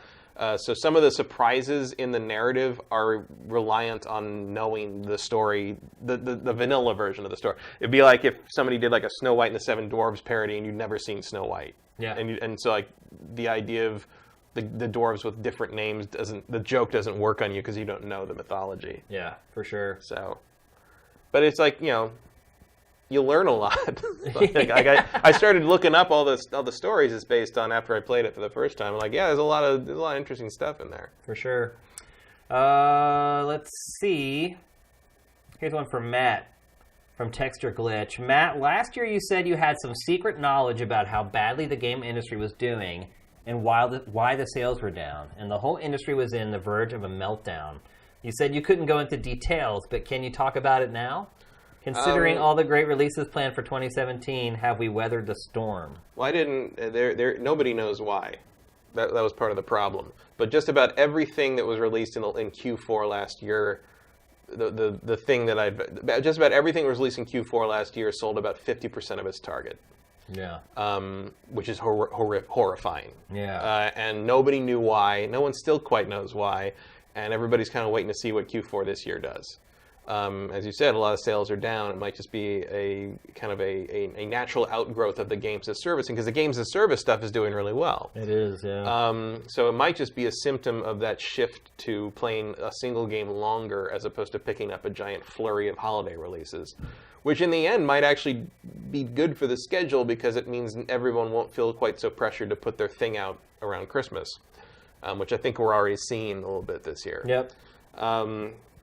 So in terms of like the secret knowledge, was just more like specifics on how little things. So that 50% number was something that was mentioned to me by several different people who were looking at finally getting like the internal reports on everybody and the competitions games and everything. And a lot of people were freaking out about, you know, how low Infinite Warfare's sales were. Because that was sort of a barometer people use. Titanfall 2. I mean, Titanfall 2 had a lot of other things going on, but like the fact that Call of Duty didn't sell well was like that's a big deal. That's the canary in the coal mine to a lot of people, and so people were so it's still kind of ongoing. People were waiting to see what Q4 this year looks like, and I mean, I imagine Q4 this year will be pretty strong. I think Battlefront 2 will sell very well. I think Mario Odyssey will blow the doors off just about everything. Hardware sales are going to be up this Q4. Definitely. And I mean, Mario's sales, I guess, depend on how many Switches Nintendo can Switch is going to sell well. Xbox One X is going to sell whatever it has. Whatever it can. Yeah. And PS4 is going to sell like it always does. So it should be, hardware should be up. Software, we'll see. But so it can't be as bad as last year. Maybe not. I mean, there's a lot of breath holding right now in terms of what are the sales going to look like for Q4. Yep. Johnny Hurricane, do you think the fact that GTA is on last gen is one of the reasons it's still in the MPD? No. If you actually look at the article that's curated on Sifted about this month's MPD report, MPD makes a point to say sales are down because sales of last gen have completely bottomed out and are gone. So that's why year-over-year sales for hardware and software have been down this year. It's because people have completely abandoned Xbox 360 and PlayStation 3. So it's one of those rare cases where the MPD actually gave us the answer to something for once instead of being cryptic. They used to be way more forward with the information, and over the last few years they've been shutting up to get people to subscribe to their service. So J Reed Vic 7, at what point does the games press adjust to the reality that more people are sticking with games for years as opposed to focusing the bulk of the coverage on new releases? That's a pretty good question. Well, here's the thing. Read that again. Actually, I didn't hear the end of that. At what point does the games press adjust to the reality that more people are sticking with games for years as opposed to focusing on the bulk of their coverage on new releases? So he's saying why isn't the press like more covering the living crap out of Rainbow Six Siege and all these games that people are playing in Overwatch? I think the press is covering somewhat. I mean, the living crap out of Overwatch. I think there's room for an experiment, and nobody wants to try it because it would cost money to hire people to do it. But I think there's room for an experiment where you like an outlet would have like a League of Legends guy like people on a beat. You know what I mean? You kind of see that with IGN. Like, they have a IGN podcast has the just bandwidth for that, Destiny, and Yeah. there's a couple other games where they've done that. With They're games probably as the a only service. outlet big enough to do something Has like the that money to anymore. do it, yeah. But I think there is room for kind of that sort of, we got a guy who just plays Overwatch. Yeah. And, like, he reports on Overwatch. Yeah. And we got someone who just plays Destiny and Destiny 2, and she is the one we go to for all that, Like, I think if you had the bandwidth and the employees and the money, like, maybe maybe people could, like, double or triple up on big ongoing games. But I think that is a business model to start to look at for some of the bigger outlets. I think the numbers, though, I mean, look, when you're a business, you make decisions based on data. And I can tell you, we have a lot of data about what you guys watch and when you watch it. And one piece of data that we have is any Senran Kagura trailer is the most viewed trailer that day. But it'll only get like 5 likes. It's really funny how that works out. But we have lots of other data, too. Can you see like the names of everyone who likes a thing? No. Okay. No, we don't. So likes are anonymous. Yeah. At least in our data there. We can't out the Senran Kagura likers. No, we can't. There's a lot of there them. you go. You can like the Senran Like it Kagura away. stuff as much as you want. But, I mean, the data tells us that there is a curve. So when a game is first announced, it spikes up. And then for the first, 3 or 4 pieces of media, it kind of flattens out. But as time goes on, your interest in that game just starts to slope down. So how low is Sea of Thieves at this point? It's pretty low. I mean, for an exclusive game, it's low. It's probably among the lowest of all exclusive games at this point. And then what happens is it goes down, and then it's released, and it spikes. And then 3 or 4 days later, it's gone again. And then when you get little bumps when an expansion or whatever launches. But typically, there's not data there to back up the idea of concentrating your coverage on games as a service games. Because the other part of it, too, is that the people who are so into those games are playing them every day. And you don't have to go to a website or whatever to get information on that, because you're fed it by the game and by the other people who were playing the game through your mic and your headset or whatever. So there are different sort of delivery techniques to get that information to the most dedicated. And all they have to do is just put up a splash screen when you log in every day and say, hey, this new DLC is coming. Here's a trailer if you want to watch it.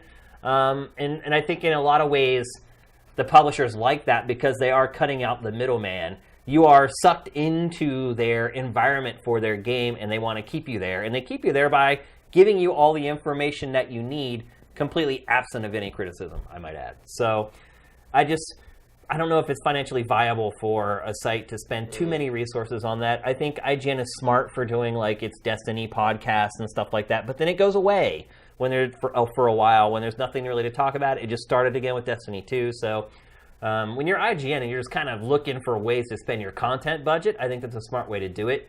I don't think it's a great idea to kind of focus your entire editorial policy on that type of coverage. Well, also because if you really want that kind of coverage, you have endless YouTube channels of like independent people who just want to talk about Destiny to deal with. Yeah. Feels like maybe the internet culture or the YouTube side of things or the Twitch side of things kind of makes that sort of thing redundant, because you're always going to have somebody more dedicated to it doing it because it's what they love. Yeah. Rather than what they're getting paid to do. And I think with games as a service, you have the players who are probably way more informed than the journalists. Yeah, that is true. And I think in some ways that coverage may fall on its face because the people are watching and be like, I know more than you do. Right. And like a lot of that coverage is going to draw from those players. Right. And So so they're going to watch it and be like, why am I watching this? Yeah, you're just telling the community things they already know at that point. And they're just there to tell you you're wrong anyway. So, Right. Yeah, I don't know that it ultimately works out that well. GP Wally, what could bring back an old franchise back to its golden days, like Call of Duty or Farfetch Command and Conquer? Whew. I don't know if there's anything we can do for Command and Conquer. Yeah, that ship has sailed. Yeah. Although the revival of the FMV stuff has been going on the last year and a half or whatever. Yeah, but you still got to play a real-time strategy game between those things. Yeah. Using the wrong mouse button for click, I might add. Yeah. That was going. I did go back a couple years when they gave away the Command and Conquer collection or whatever on Origin a couple years ago. I went back and played the first Command & Conquer. I think the original Command & Conquer or the original Warcraft would have been the first online game I ever played. And I was like, it took me like 3 minutes to figure out, like you select the unit with the mouse button, and then you click to move with the same button. Which I'm just like, that's wrong. Like, what does that even mean? How? I mean, I don't know. Have you checked out the game Tooth and Tail? I've seen it pop up in my SIP, but I haven't looked at it. The way they're handling the RTS with that game, it's more of a simplified, almost Pikmin-esque kind of way of handling the genre. Maybe that could revive Command & Conquer. Call of Duty. The upshot is Command & Conquer is never coming back because EA is not going to do that. Yeah. EA is going to throw it in the pit in the back of the yard with all the other dead franchises they own and won't do anything with. Yeah, and killed off. And if anybody would like to go dig up Wing Commander, I wouldn't mind playing another one of those one day. Let's see. We'll answer a couple more. Remember, guys, every week it makes it much easier for us to find your questions if you @Sifted Games, because we just are skimming through these. And we don't want to spend a lot of time looking. Well, that didn't help me. Kills with Kindness. Oh, I guess you're right. Are you worried about the reported low attendance of NFL games this year? Nope. I don't care. No. I mean, it makes it easier and cheaper to go. And at a certain point, they're going to probably just start mailing us Rams tickets. So, yeah. Because no one's going to those games. Damn. You could get tickets last week for the Rams opener for $7. Really? Yep. Wow. Yep. It's bad. Inakura, no. Switch selling more than decent. Will Nintendo ever take the step to stop making their DS models when they are selling well?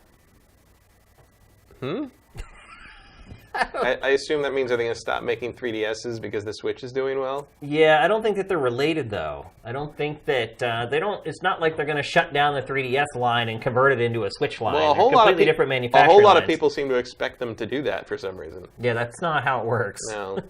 Also, you don't abandon the platform you've got like 40 million install base on. Yeah, especially with software. But I mean, he's right. They're introducing new 3DS models like every month still. I think my Metroid 3DS should be here today. Oh yeah, that's a really cool one. Yeah. But they introduced like a Pokeball one and like the orange and white one that's been out I think in Europe for a while. Like that's coming to the US.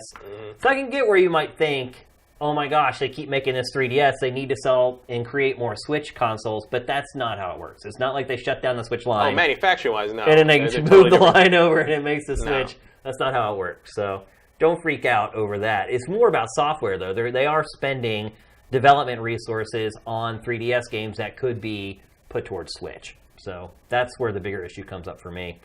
Let's see if we can find one more.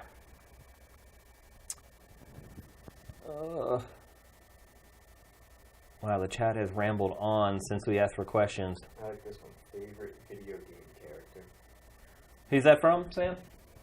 Mitchell's Alive. Mitchell is Alive. What is our favorite video game character? You go, Matt. Jeez.